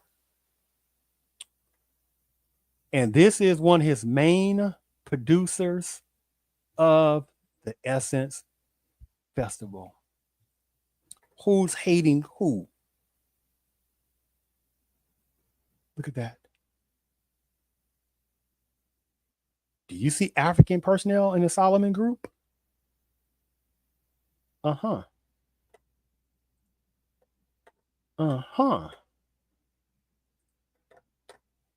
What's the excuse now for the ones who had this anti-American Black hatred?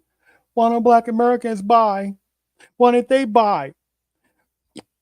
Why didn't they buy the SS magazine? That was already started in 1970. It was already dwindling with viewership. I mean, with advertisement dollars, because some seeking people was in certain parts of Bonami's culture who have a hatred for Black Americans. So, you don't even, the people who play this little game, they have no idea what the intricacies of that. But the point is, regardless, when Dennis, Richard Lou Dennis, attained Essence magazine for pennies of the dollar, what's the excuse now for the ones who had the hatred toward American Blacks, saying, "Oh, y'all should have bought it. Don't be mad at Africans." You see how they do very genericality. It wasn't bought by Africans. It was bought by Liberian personnel. And actually, the Kenyan personnel who was right by them too. I didn't even sit there even show that part. I almost completely forgot about that. I might not show that, but I just want to show the group. This is the main thing. Also, this is the main thing of main things. If anything else I show, I'm about to close up anyway. The Solomon Group. As people, they know anything about the Solomon Group. For nothing else I say, Ask people who try to play that game about why didn't black people sit there and buy back after not knowing that it's been around, had been around for a while since 1970, before Richard Louis before the year 2000, when Time Inc. had purchased close to half of the darn stock. It was already almost 30 years later. Many magazines closed down. Not that many, don't even get close to 30 years. So we're not gonna play that. But regardless, I always say again, to the ones who had this hatred for American blacks, right? Who is the Solomon Group? And many be saying, who? Oh, you got this hatred for black Americans. Why don't they buy Essence? Okay, fine. I'll play your half a second game because I feel like playing. If I don't, I won't. The Solomon Group was the personnel that produced the show for Essence. They were the main people. So why couldn't Richard Lou Dennis and the co-founder and the other CEO or president, whatever it is, she's a Kenyan, why did they hire an African type personnel or black Americans? But they hired the Solomon Group. And you see, this is the team. Bam. Defeat has been activated. So anything else to come out that little tether or white or black adjacent ones, the one supplies to hatred, the one supplies to has already been made to look foolish, because they didn't sit there and hire an African group. They didn't hire a black American group. So what's their excuses then? Look at this. Where do you see Africans in here from Africa? Black Africans. Where do you see them at? You got one, maybe black American, right? As a little token. They put them in human resources, right? Aren't they also responsible for a lot of hiring? But look at the people that were hired beside the person who's the co-founder CEO, right? Look at that. Look at the names. Look at the names. They look African to you? Black Africans in general? Nope. Look at that. Look at that. Look at that. Look at that. Huh? What's their excuse? What's the one that got this excuse about anti-American black, that American black hatred? Y'all, why y'all didn't sit there and buy Essence back after they'd been around for a while already? Look at that. When Dennis bought or co-founded Dennis bought the Essence magazine, years later on, as the avenue was already drying up, why didn't they sit there and the CEO of Essence, the Kenyan woman, why didn't they sit there and hire Essence Festival to produce a personnel of Africanness to produce the Essence Festival? Nope. Look at this. Maybe black American as another token. Definitely, this is not black American person right here. Look at that. Oh, is that an African? Black African? No, I don't think so. Look at that. This is how we're part of the team of the Solomon Group, of the personnel that sat there. Give me a second. This is a group. Give me a second. This is a group. This is the group on that, right? That the people that bought Essence, that the people that produced Essence magazine, the Solomon Group, right? But I closed down. Give me a second. Give me a second. Because I closed down another main. Oh, you know what? Let me see if I can find this, because this is a very key part too, LG. Give me a second here. Let me see if I can find it. I think this is very, give me a second here. I think this is a very powerful thing to show along with this, if I can find it. Give me a second here. Give me one moment here. Give me one moment. Let's see if I can, give me one moment here. Let's see if I can find this here. Because if I can find it, it's a very powerful thing as well. I might not be able to find this. You know what? Give me a second. I'm sure I can. Give me a second. Give me a second here. Solomon. Give me a second. Solomon Group. Give me one moment. Let me see if this is it. Oh, yeah. I think I found it too. Oh, yeah. Oh, yes. I think I found it. I think I did. Wait a minute. I think I did. Give me a second here. Oh, I think I did too. Oh, yeah. I found it too. Oh, yeah. Oh, yeah. This is good. Oh, this is good. That's right. Hold on. Tracy H. Show the Tracy. Oh, give me one second. I'm going to show that, Tracy, for you. And thank you. And not. Oh, yeah. See, this, if nothing else, I'll be okay. If nothing else, some people were like, you know what? Oh, I didn't know that. And you can start relaying to people, hey, some of the various podcasts, whoever else, some people, you know, hey, man, you've heard of the Solomon Group, right? And watch how many people say, nope. And then you go from there, right? And even some of the well-known podcasters that was talking about some of this stuff, they had no idea about the Solomon Group, right? Or about Dennis selling a magneton type of major hair care product company that was basically clientele was black women, black American women, and he sold it not to an African group in Africa, not some kind of African group in America, but he sold it to a white conglomerate group in London. I don't want to hear nothing else about, oh my God, why ain't black people sit there and buy it up? I don't hear nothing else on that. But let me hurry up right quick. Okay, couple of minutes. Sorry, y'all. So I found that other thing, Tracy, what I want to show. Yes. Hope y'all ready. Now remember again, the Solomon Group was a place that they hired to be basically the technical personnel, the creative force, the producers of the Essence Festival. Many people had not even heard about the Solomon Group.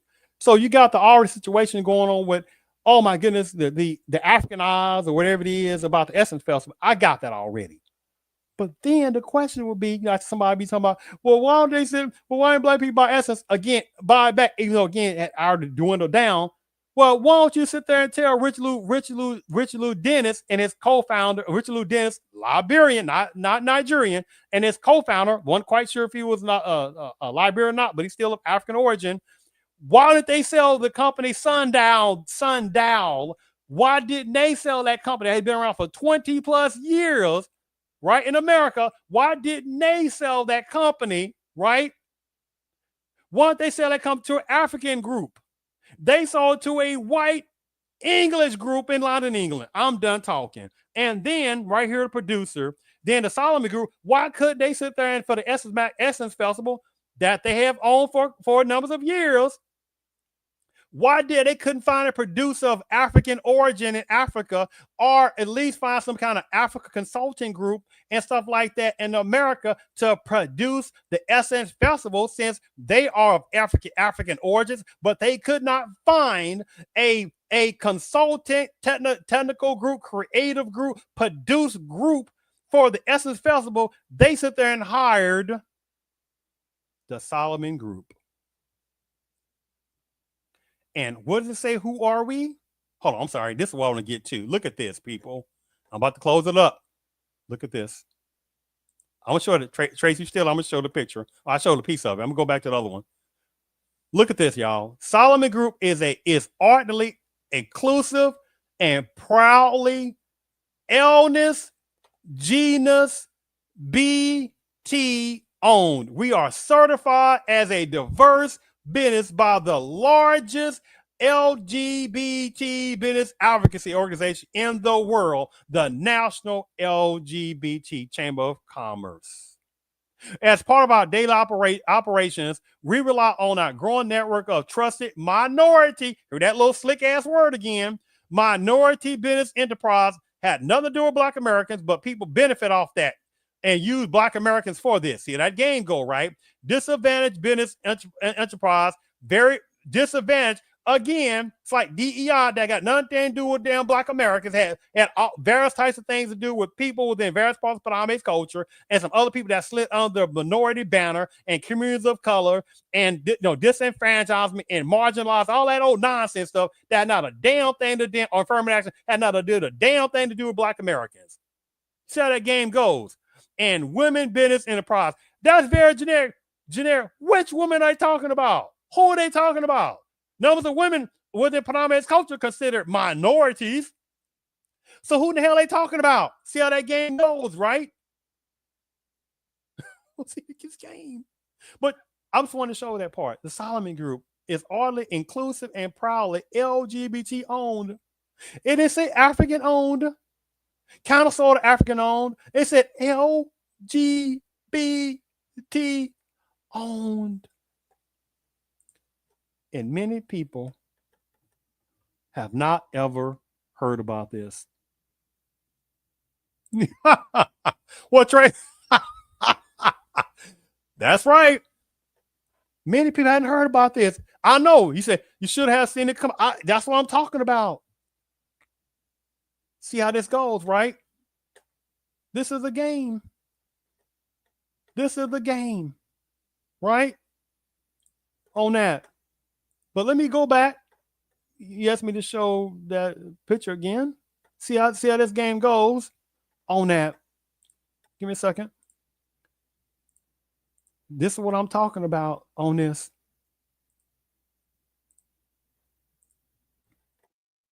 If you're out there, Tracy still too. See right here? The Solomon Group. Some people may have just showed up. One of the things I was showing, one of the last things I'm showing here is the Solomon Group is, for many people, this is the first time you've heard about this. So all the little banter about numbers of the Africanized Essence Festival, which it is, it's become Africanized and Caribbeanized. They talking about Jollof and all that. You like Jollof? What are you talking about, man? Black folks, Black Americans also have types of rice dishes. What are you talking about, right? And you got people in various parts of Africa battling over Jollof. What? That's tribalism, Jollof, right? Competition. What kind of nonsense is that? But the point I'm making, and almost closing up, is the Solomon Group. That many of the podcasts who's talking about the Africanization of the Essence Group, and it has been, and talking about how white Black Americans, y'all should have bought it up when you had a chance, when again, the advertising dollars had already been dried up since it was formed around 1970, right? And many magazines don't even last that many amount of years in the first place. When Time Inc. had bought up close to half of the stake and stuff like that around 2000, 30-something years later. And a few years later, they bought up the rest of it, Time Inc. And then by the time Richard Lou Dennis bought it up, right, and Liberian, not Nigerian, and his co-founder, one, it could be Liberian, could be another one, and his mother, by the time they bought it up, they'd already been shrunk regardless, right? So it was pence of the dollar. So try again on that.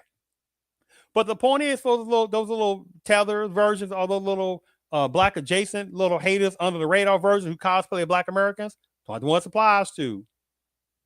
Won't they talk about the Solomon Group, which many hadn't even heard? They even heard about that. So when they be showing their anti-American Black hatred, well, y'all bought it up then. Black Americans bought the Essence again. Why was already dwindling when by the time he bought it after 2000? My question would be Solomon Group for those kind of slicksters. Who are the Solomon Group? The producers of the Essence Festival. So why didn't those same type of personnel who bought Essence, the Richard Lou Dennis, Liberian, and his African counterpart, right? From, I don't know if you remember I don't remember if he's from Liberia or not. Why didn't they sit there? Or they couldn't seem to find an African group in Africa to help produce the Essence Festival, since it became Africanized. They couldn't find an African group in America. They had to sit there And get this, they had to get an L-ness, genus, Venus, LGBTQ company.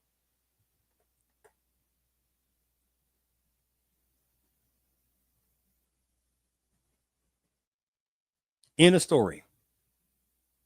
In the story. Their hypocrisy is in the story. Anything else they say is just diversionary tactic and an embarrassment. That a Liberian African that came over, that went to school, graduated in the 1990s, could have slid on the black banner. Mom escaped, ran away from Liberian Civil War. They got nothing to do with Black Americans, right? Black Americans started no Civil War over there. But people get the benefit off of Black pain, right? America, they already been built up. That's how it goes. But the point I'm making, this is the team, the Solomon Group, that produced the Essence Festival, right? Oh, wait a minute now. Let me add some. That's right. And by the way, they playing games, by the way. What do you mean by playing games? Hold on. Let's look up their live events. Hope y'all ready for this. Hold on. Oh, that's not it. Is that it? No, no. That's not it. Let me go back. Our work. I think it's on our work. Oh, yeah. Hope y'all ready for this.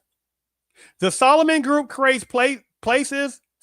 The Solomon Group creates places, spaces, and moments that connect with the people in unforgettable ways. Our mission is to transform big ideals. Oh, let me make sure you can see that first. Okay, make sure. To transfer big ideas into culture-changing experiences. We do it by using our threaded specialties: experience, development, live events, theme environments, and experiential, whatever this is, technology, fluidity, and creativity. Anyway, to deliver complex, high-impact projects to transfer, et cetera, whatever.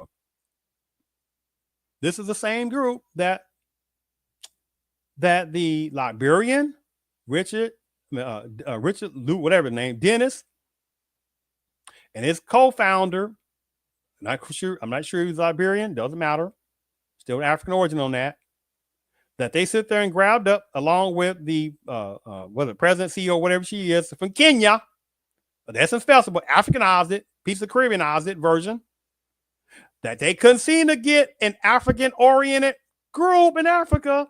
They couldn't find an African-oriented group in America, but their lack of hateful self-confidence, proud of themselves, and internal self-hatred themselves of their own people, they sit there and hire the Solomon Group that has nothing to do with Africans. And this is some of the groups, this is some of the things that they have done. As I showed you, the Essence Festival, right? And by the way, again, for people who just knew, this is the group, Solomon Group, who are the people who produce the Essence Festival. What did it say here? You see that Essence Festival? I'm bringing reality, not feelings. Essence Festival 2012 to present. Oh, that was real. See, show you make up stuff. What does it say? 2012 to present. Today is July 11th, 2025. Let me repeat this again. Today is July 11th, 2025. 2012, add 10 years to 2012. What is that? 2022. Add 3 more years. What is that? 13 years. Bam. Finishing move accomplished. Since 2012, the Solomon Group has worked closely with Essence to produce. What does that say? Well, they kind of set up some chairs. They kind of moved some chairs a little bit, yeah. Well, yeah, they had a microphone, couple of microphones they set up. They said they produced its annual Essence Festival, which draws over 500,000 attendees to New Orleans each year. You see it for yourself. No arguments need not apply. I've already roasted any type of anti-American black hatred by certain types of televersions or certain ones within certain parts of Africanism, the one this applies to, right? That talked about white and black Americans by essence, which is a diversion tactic, since many of them wouldn't even existed in 1970 when Essence magazine was the apex. And for the 1980s, it was still the apex of American black women culture magazine. Conversation ended. Anything else that comes out their mouth is diversion tactic, right? Because now they feel embarrassed that, and that's the thing about it, people. Oh, wait, there's more. I'm just saying to you on that. So the thing about it, let me go back here, not just the Essence Festival on that. Let me look at this. Hold on. The international. Oh, most of you ain't heard about no International African American Museum, have you? Oh, I know most of you haven't heard about this, right? What does that say? The International African American Festival. The Solomon Group is honored to have been chosen as the project consultants, AV integrators, and exhibit fabricators for the International African American Museum, a monumental project spanning 41,800 square feet with a total cost of $100 million, located in historic in Gadsden's Wharf in Charleston. The museum's significance lies in its position as the port of arrival for nearly half of all enslaved Africans brought to North America. But they try to tell black Americans to get over the past. Let's get something straight for a second. Black Americans are not Africans. Well, they're ones who play Pan-African tactics, right? And the ones from certain parts of Africans who are saying, hey, you know what, we know y'all not black Americans and stuff like that. But you know, the ones that are good numbers of Africans, which is going to be very small within America, who say we would like to come together with y'all and show you the respect. And if we come together, do some stuff, you know, constructed, that's fine. But that's not the most of most Africans in various parts of America. They're over here to be sneaky and hypocrisy and get over American blacks and be used as a buffer. But the point I'm getting at is that black Americans are their own unique group. Period. In the Civil War from 1861, 1865, it wasn't Africans that was in the Civil War. 1861, 1865, it wasn't Africans, which is a very generic terminology. What's African? Since Africa is made up of 50 plus countries, huh? And hundreds of different languages, hundreds of different tribes. How many uncalculable number of sub-tribes? How many can't stand one another? How many can't intermarry? How many don't sit and talk to each other? See, but they don't expect black Americans to sit there and know the games. Again, game playing, saw through. So black Americans are their own unique culture. Bam. See the game on this. This is the Solomon Group, right?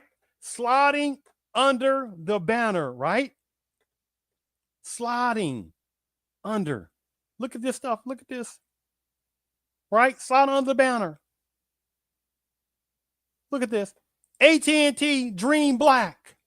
AT&T Solomon Group again. AT&T Dream in Black. For Essence, watch this, brand activation. For Essence, big comeback in 2022. AT&T wanted to revive the Dream in Black experience we created for them. What did that say again? For Essence, big comeback in 2022. AT&T wanted to revive the Dream in Black experience we created, the Solomon Group. In 2019, Solomon Group worked under 360 agents to develop the multi-channel Afro futuristic lifestyle platform of AT&T's Dreaming Black into a physical manifestation of a burgeoning new black renaissance, which means African. See the game, people? See the game. Yes, Tracy. International African American. What kind of nonsense game is that? That don't even make any sense. What does an international African American look like? That's like calling somebody an international African or international Ghanaian or international Nigerian. With the games, right? So this is, I mean, I don't want to bore you with this. The last one, I've already kind of said in general and stuff like that. But I have really even talked about the what's her name, Carol Ann Wanga, the CEO of Essence. I hadn't even said anything even about her, so I'm just going to show this few seconds of her on this show, and I'm gonna finish up the show today. And I truly appreciate personnel that stuck around. What they say? Oh, by the way, Tracy, I got some for you. See, they don't want to talk about this part either. Oh, hold on. See, those type of Africans, I'm talking about the ones it applies to, not none of the good brothers and sisters, which are going to be very small, because the system of supremacy, which is the most awesome mental manipulation force that's ever existed, they're not going to allow the constructive camaraderie want to build Africans, the ones, certain sections with Black Americans. They ain't gonna let them come over. They want these coon sellouts to come over here, the anti-American Black ones. And so, because you know the ones, oh my goodness, Black Americans, they so lazy that they already built the country before many of them even arrived, right? But watch this. You say, okay, I want you to talk about this.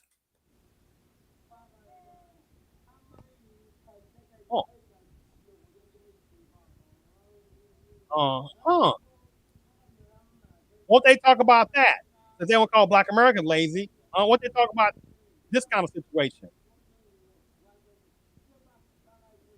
Huh? They don't talk about this. This is how many try to flee from, right? Oh, they don't look at this person as a counterpart of African. They be like, oh, I don't know anything about him. I don't know about him. You see how that game goes. They don't want to discuss this. They don't call Black Americans lazy, right? I mean, the freaking nerve, right? Again, this image, I just didn't put this image up for the heck of it. This is a reality. This is how some of them think toward American Blacks, right? This is how some of them think on that. So one last thing. Anyway, so I'm gonna show this one last thing about, let me just reiterate this again before I finish the last one, because I didn't even talk about Carolyn Wanga. I won't even waste the time, but I'm just gonna show a few seconds of her on that, because again, they playing sleight of hand too. Well, look at this. I'm just finishing up on this. How this Liberian-born entrepreneur faced backlash for selling his company to Unilever for 1.6 billion. People. This is this great Liberian, right? Sliding under the black banner that purchased pennies of the dollar with his co-founder. I'm not quite sure if he's Liberian too. Doesn't matter. Still his counterpart from Africa over here. How many fled? We're going to talk about him, how this Liberian-born entrepreneur faced backlash for selling his company to Unilever for 1.6 billion. As I've already showed, for people that may not know, I've already showed Unilever was not an African company. Bam. It was a multi-conglomeration of a company in London, England. Bam, bam, bam. But you got some of these little tethers and some of these little black adjacent ones who know they are, that hot under the banner Black, that fled, or their mom and dad, or both of them fled from Africa, fled from the poverty, fled from scamming, fled from cultural coming, fled from tribalism competition, fled from corruption, fled from extreme poverty. Some of the biggest slums, some of the biggest poverty is in certain sections of Africa. Oh, they don't want to talk about that, but have the nerve to flee. And some of them went to HBCUs, the nerve. But they have no heat to sit there and talk about this Liberian African guy who was one of the personnel that purchased Essence magazine. And he had a company called Sundial. And they had things with Shea Butter or Shea Moisturizer, whatever it was. Some great products they're supposed to have. And when it came down to selling it, he didn't sell to an African group. He sold to Unilever, a non-African group. I don't hear nothing else. See that? Richard Lou Dennis, a Liberian entrepreneur, would co-found the personal care products Sundial, which he started with his mother, Mary, and college roommate Nyimbe Tubman in 1991, which that's not Black American. So he sold that company to a non-African company. And you got some numbers of Africans, the ones applies to. They have the nerve to talk about why Black Americans are complaining about talking about Africanized Essence Festival. Without Black Americans, there is no Essence Festival. They slid in like the darkest of the night, acquired Essence Festival when it was pennies of the dollar, right? When Avenue was going down, because you know there's always consistent trickery toward American Blacks to sit there and try to siphon off Black dollars, right? And something like that, Essence Magazine, and then Essence Festival, and then try to Africanize it or whatever it, not Black, not keep it Black Americanized, not be constructed, be humbled. Nobody try to sit there and make it Joloft competition, right? Anti-American Black by using American Blacks.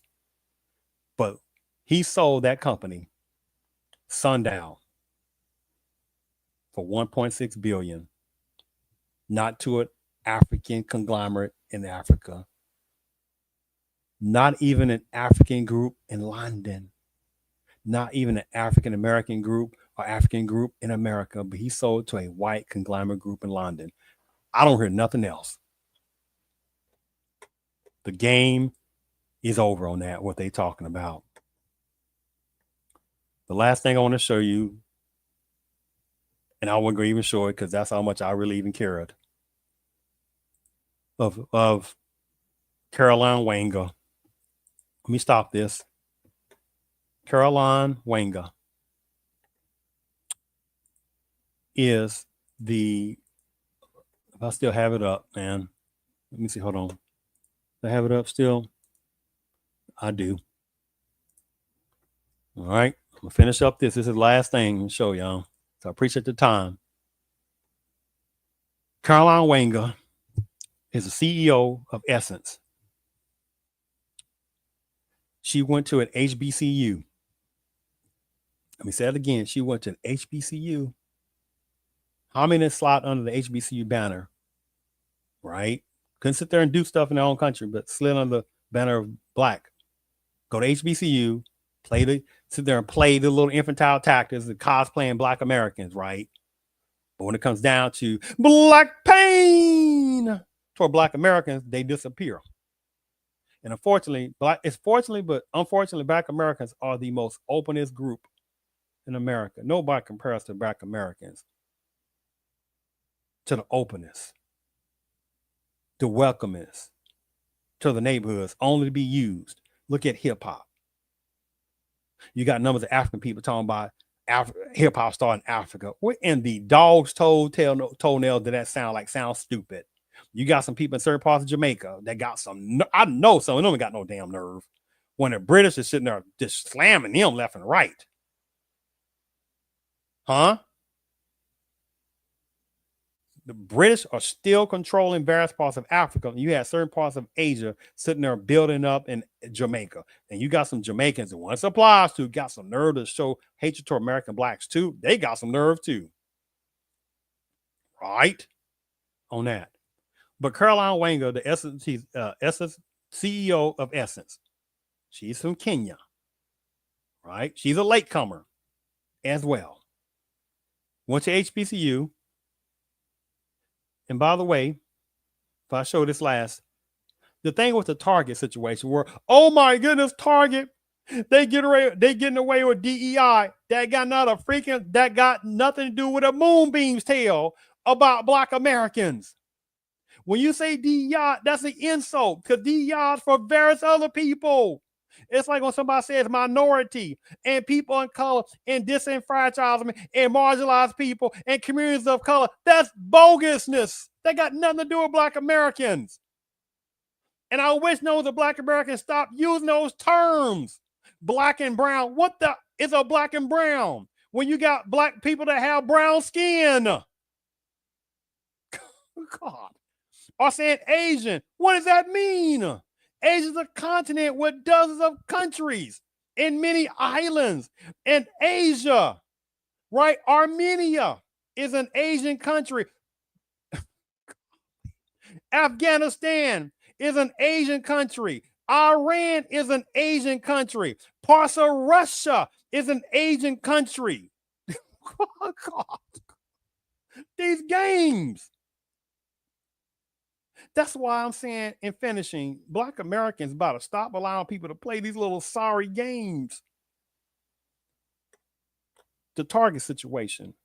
Now, all these different other companies out there, they had the ones that applies to, you have some anti-American Black, and you got people talking about Target.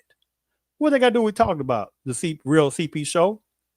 Well, Caroline Wanga, she worked at Target for almost 15 years. You haven't heard her bring anything up like that. These games, boy. Opening up about an incredible journey. Caroline Wanga is president and CEO of Essence Ventures, preserving the legacy of Essence Magazine. Caroline Wanga is president and CEO of Essence Ventures, preserving the legacy of Essence Magazine. It's a 55-year-old publication, and it's the subject of the 2023 documentary series, Time of Essence. She also leads the annual Essence Festival of Culture in New Orleans. Now Caroline is sharing the lessons she's learned in her new memoir, I'm highly % sure. Yes, by the way, Essence Festival, that's a time. There's opening up about an incredible journey. Caroline Wanga is president and CEO of Essence Ventures, preserving the legacy of Essence Magazine. It's a 55-year-old publication, and it's the subject of the 2023 documentary series, Time of Essence. She also leads the annual Essence Festival of Culture in New Orleans. Now Caroline is sharing the lessons she's learned in her new memoir, I'm highly % sure. Yes, by the way, Essence Festival, that's a time. It is. I have no idea. What happens in Fight Club? In the memoir, she opens up about immigrating to America from Kenya when she was 10. In the memoir, she opens up about immigrating to America from Kenya when she was 10.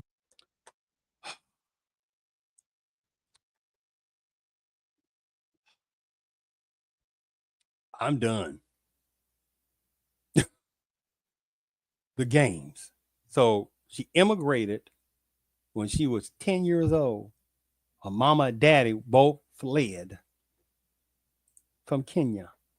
And how many Kenyans have various types of tribalism? The one this applies to, not talking about the good numbers of Kenyan brothers and sisters. We're talking about this. We ain't going to play that tactic. We're not going to play deflection tactics. But I'm saying she came from Kenya. Kenya's a fascinating country. Many people like going there. And the thing about it is, but you got ones fleeing from Kenya. Game over. Right? And you got the thing with the Euro return, whatever it is, a bold, wherever it is, that got not a freaking thing of cocktails to do with American Blacks getting citizenship, but to be over there for a while, right? Basically utilizing Black American resources. And ain't enough Black Americans to say, hold up, man. No. You ain't gonna use us like that. How many numbers of personnel from that eastern coast, western coast of Kenya, Nigeria, going up and down those places like that sit there and help sell out Black folks in slavery that became Black Americans, and have the nerve to sit there and charge Black Americans gigantic fees to sit there and have citizenship? The freaking nerve. That's right, Tracy H. The nerve. And they know it's not enough Black Americans, because Black Americans, again, the most openest and welcoming people. Because if Black Americans really got tired, they'd be like, oh, hell, devil's tail up. Why? We ain't finna pay no darn extravagant fees when numbers of your people however time frame sold what became Black Americans? Are you crazy? Not one place in those places that sold Africans that became the person that became their unique Black Americans have sat there and said, you know what? Black Americans, come back over here, and help us do certain things where we you can. Bring your knowledge, bring your education. But remember, Black folks would be lazy, right? At the building, you can get out of here with that. Come back over here to certain parts of Africa. And we ask you, because we got to have some kind of administrative fee, not a problem. You pay a small administrative fee and stuff like that, whatever it might be, $150, 100, 200, that's fine. 75 should be free, but whatever on that, right? 150, just say 150. You attend a class. I got it. Some kind of class about Kenyan history with like many Kenyans don't even know American Black history. Numbers of Nigerians don't know anything about American Black history. You got numbers of Nigerians don't even know about their own history. That flag of Nigeria was not made by Africans. It was made by a European woman. Nigeria is based upon a European woman. Many people don't even know that. Yes. Nigeria's flag had nothing to do with Africa. Yes. Yes. And Kenya, the powerful part of Kenya before Kenya became Kenya, right? The various civilizations of Africa.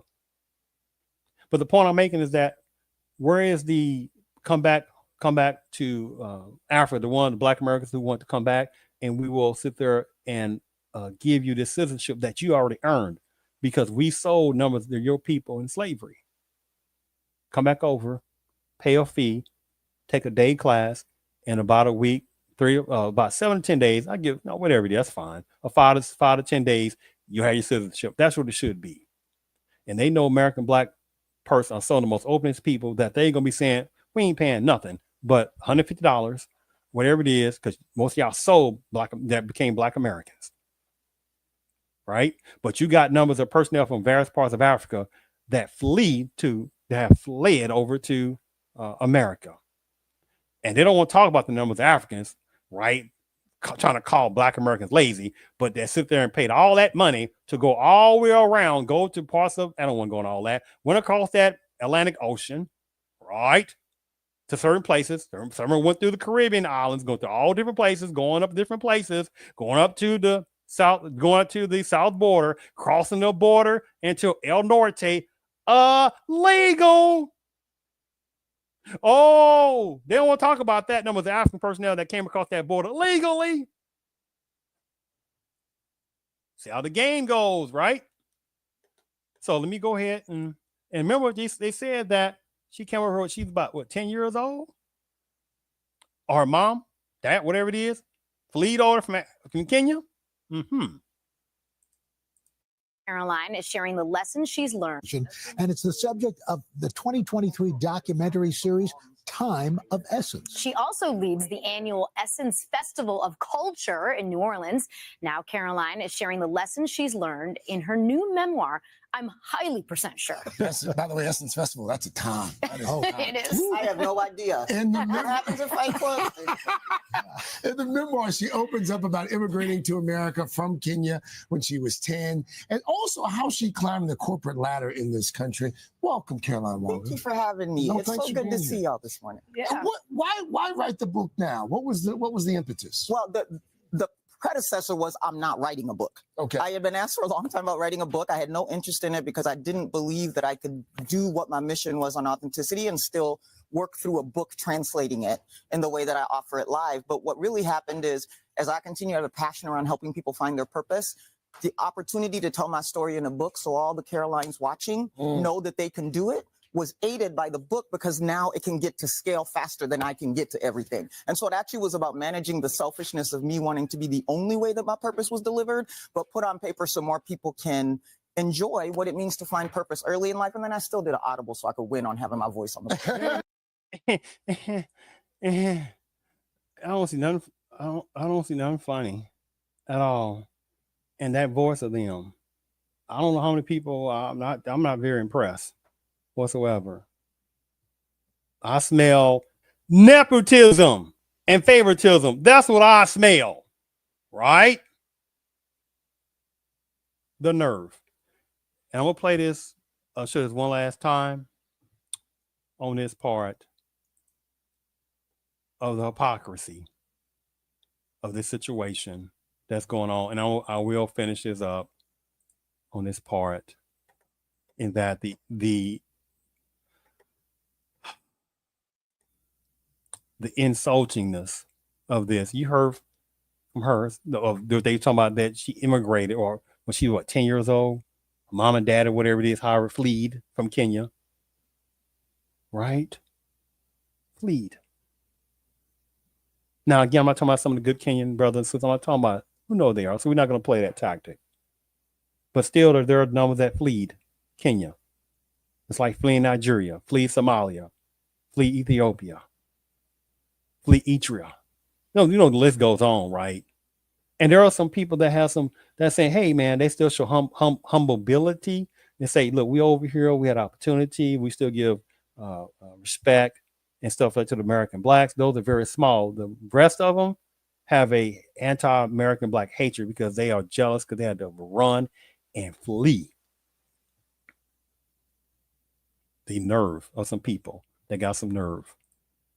And the thing about it is, and lastly, showing this again, is that how is it that for the last people who made this showed up, and I promise I'm gonna stop this at this, and I appreciate you taking the time.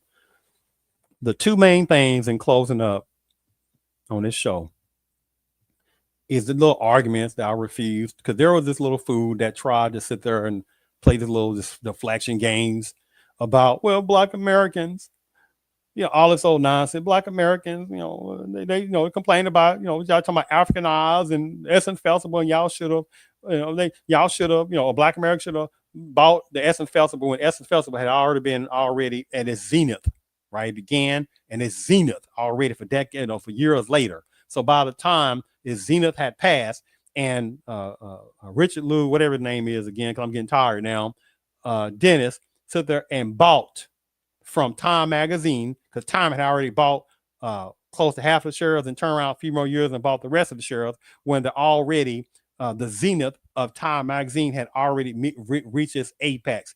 And so then the advertisement dollars was drying up. And the thing about it is, in the system of supremacy within various parts of America, it has an anti-American black hatred. Its intricacies are very demonic. They make sure to try to figure out ways to sit there and block American black empowerment, American black resources, but they sit there and give it to border breaker, legal immigrant personnel. Look what's going on with the immigration situation. You got people sitting there. I don't go into all that. So the point is, they give all kind of stuff to immigration type personnel. I know that for a fact, and stuff like that. Some people know what I'm talking about. Open up businesses, give them free grants, stuff like that. Harvard School, numbers of food stamps, housing assistance, welfare, free pregnancy stuff. The list goes on, right? But American blacks are lazy, right? See how the game goes. So the thing about it with Essence, when they had Essence magazine already reached it, oh shucks, I almost, God dang it. Oh man. When Essence already had reached their zenith and stuff like that, with the trickery base of certain people within certain parts of Panama's culture that found a way to sit there and try to dilute down American black dollars. And then the list goes on. So that tells me when people try to play that game, oh my God, why did American blacks sit there and buy Essence? They tell me they don't know true history of American black history in America. So I don't even play that game. So the little fool, this little coon was trying to play games. I showed a couple of comments. I just stopped. I'm not going to play with him. So the things I already showed, some people that know what I've already showed and stuff like this. Two main things. You know what? God dang it.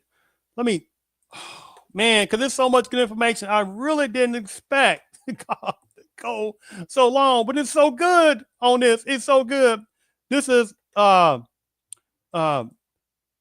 you're welcome, Trace H. You know what? And I got something else for you. I almost forgot about the show this on this, right? I forgot to show this. Since we talking about, I didn't got a few minutes of a little bit of I didn't got an extra piece of half of energy. This is some good stuff. I'm going to show you this too.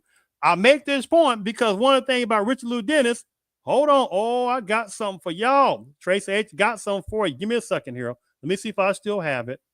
Oh man, I hope I still have it. Wait, hold on. Oh, wait. I have it.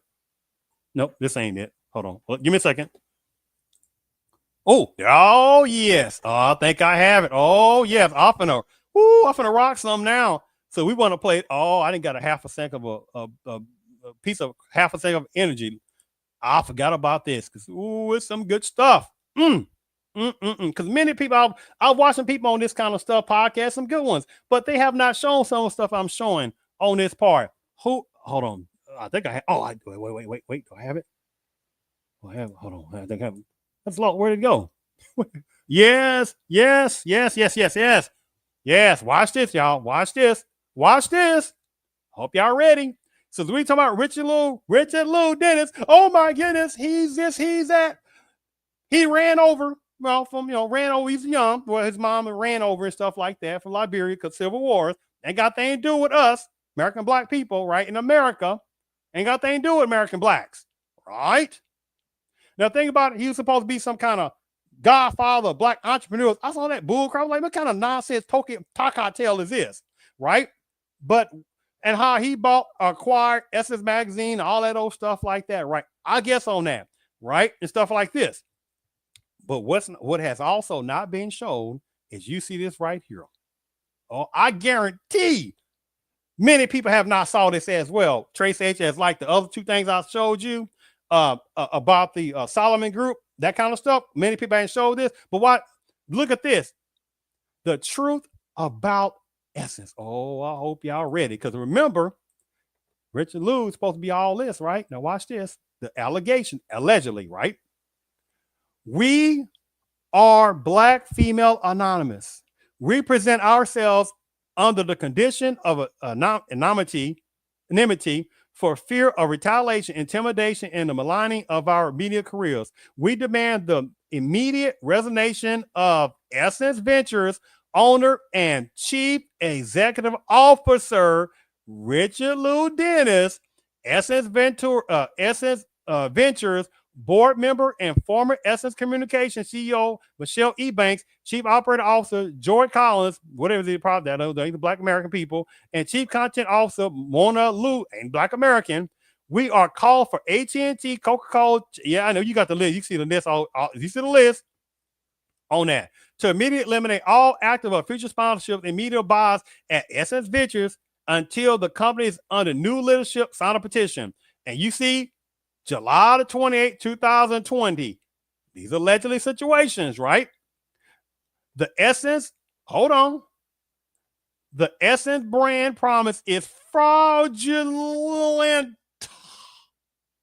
The once exalted media brand dedicated to Black American women, so you have to watch the switchery words, right? Has been hijacked by cultural and corporate greed and unenhanced abuse of power. Essence celebrate its 50th anniversary last month with supermodel Naomi Campbell on its cover. And this very weekend, the company's massive Essence Festival goes virtual in the age of C19 with the performance of Bruno Mars and appearance by Queen Latifah, Don Lemon, Tamika Mallory, etc., right? All that stuff to say. Let me hold on. I'm gonna bore you all this other stuff. Hold on. Let me go back. Hold on. Oh shucks. Hold on. Let me find it because I don't want to bore you all this other stuff. Hold on. Where'd it go? Wait a minute. So much stuff. Wait a minute. Hold on. God dang it. Where'd it go? Hold on. Give me a second. Where'd it go? Wait, hold on. Wait a minute. Black women. Wait a minute. She changed, but I couldn't ship the women. Oh, well, this part of it. New owner and CEO Richard Lou Dennis, Michelle Ebanks, George Collins, I said like that. Maluma collaborative, immortalized an extremely unhealthy work culture. Scores of talented Black women have been either wrongfully laid off or forced to resign from the company in the past 2 years. Essence C-suite leadership team strategically tells the market it serves Black women, Black American women, deeply under same seal of 100% Black ownership. No, it's not. See, you see the little game, right? It ain't Black ownership. It was African ownership overall, right? But for the Black American women who make up over 80% of the company's workforce, they are systematically suppressed by pay inequity, sexual harassment, corporate bullying, intimidation, colorism, and classism. Mm, mm, mm, mm, mm, mm. Richard Lou Dent's acquired Essence 2018 from Time Inc. to advance his personal power and influence despite his carefully crafted, well, let me say this again, to advance his personal power and influence despite his carefully crafted public messaging, his surface level commitment to Black American women is driven by greed and debaucherous sexual appetite. He has a history of sleeping with women on the Sundial staff. The parent company of Shea Moisture, he sold this African Liberian guy, not Black American guy, sold a mega company, hair producing hair products company, right? That he had for 20 some plus years with his co-founder, another, I don't know if he's Liberian or whatever, African counterpart, Shea Moisture, he sold to Unilever in 2017 for about 1.6 billion, not to another African counterpart, conglomerate group, anything, entity, nothing. He sold it to a white conglomerate in London, England. I'm not playing no games here. And for the women who don't seemingly consent, he has allegedly a history of sleeping with women on the Sundial staff. The parent company of Shea Moisture. So they own Sundial staff, Sundial, which they sold to Unilever to a white conglomerate in London, England, that they didn't sell. They couldn't find no African counterpart entities in Africa. They couldn't find any African personnel, consulting group, management group, anything group, something group in America, but they couldn't even find some Black Americans, but they sit there and, well, hold on, Anglo God man or God woman, buy my company.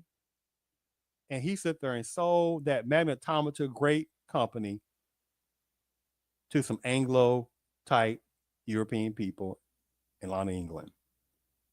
Where's all that old heat now? And then you see already said he allegedly has a history of sleeping with women on Sundial staff. The parent company of Shea Moisture he sold to Unilever in 2017 for the women who don't seemingly consent. He openly sexually harasses them at private company events. I don't hear nothing else from some type of tether-based type people or some Black adjacent type people, the ones who have an anti-American Black hatred. And instead of showing the respectful humility to have the opportunity to come to America, right, and benefit off of Black pain, many of them have an anti-American Black hatred. So I just want to show that lastly. So I thank many of you and I appreciate you taking the time, because this is probably about close to the longest I've ever close to it. I think I did another show longer, but this is something totally different. But I guess something within me, I want to just show this kind of stuff. So I definitely appreciate it. You out there, Trace H, I appreciate you and the rest of you for tuning in to the Real CP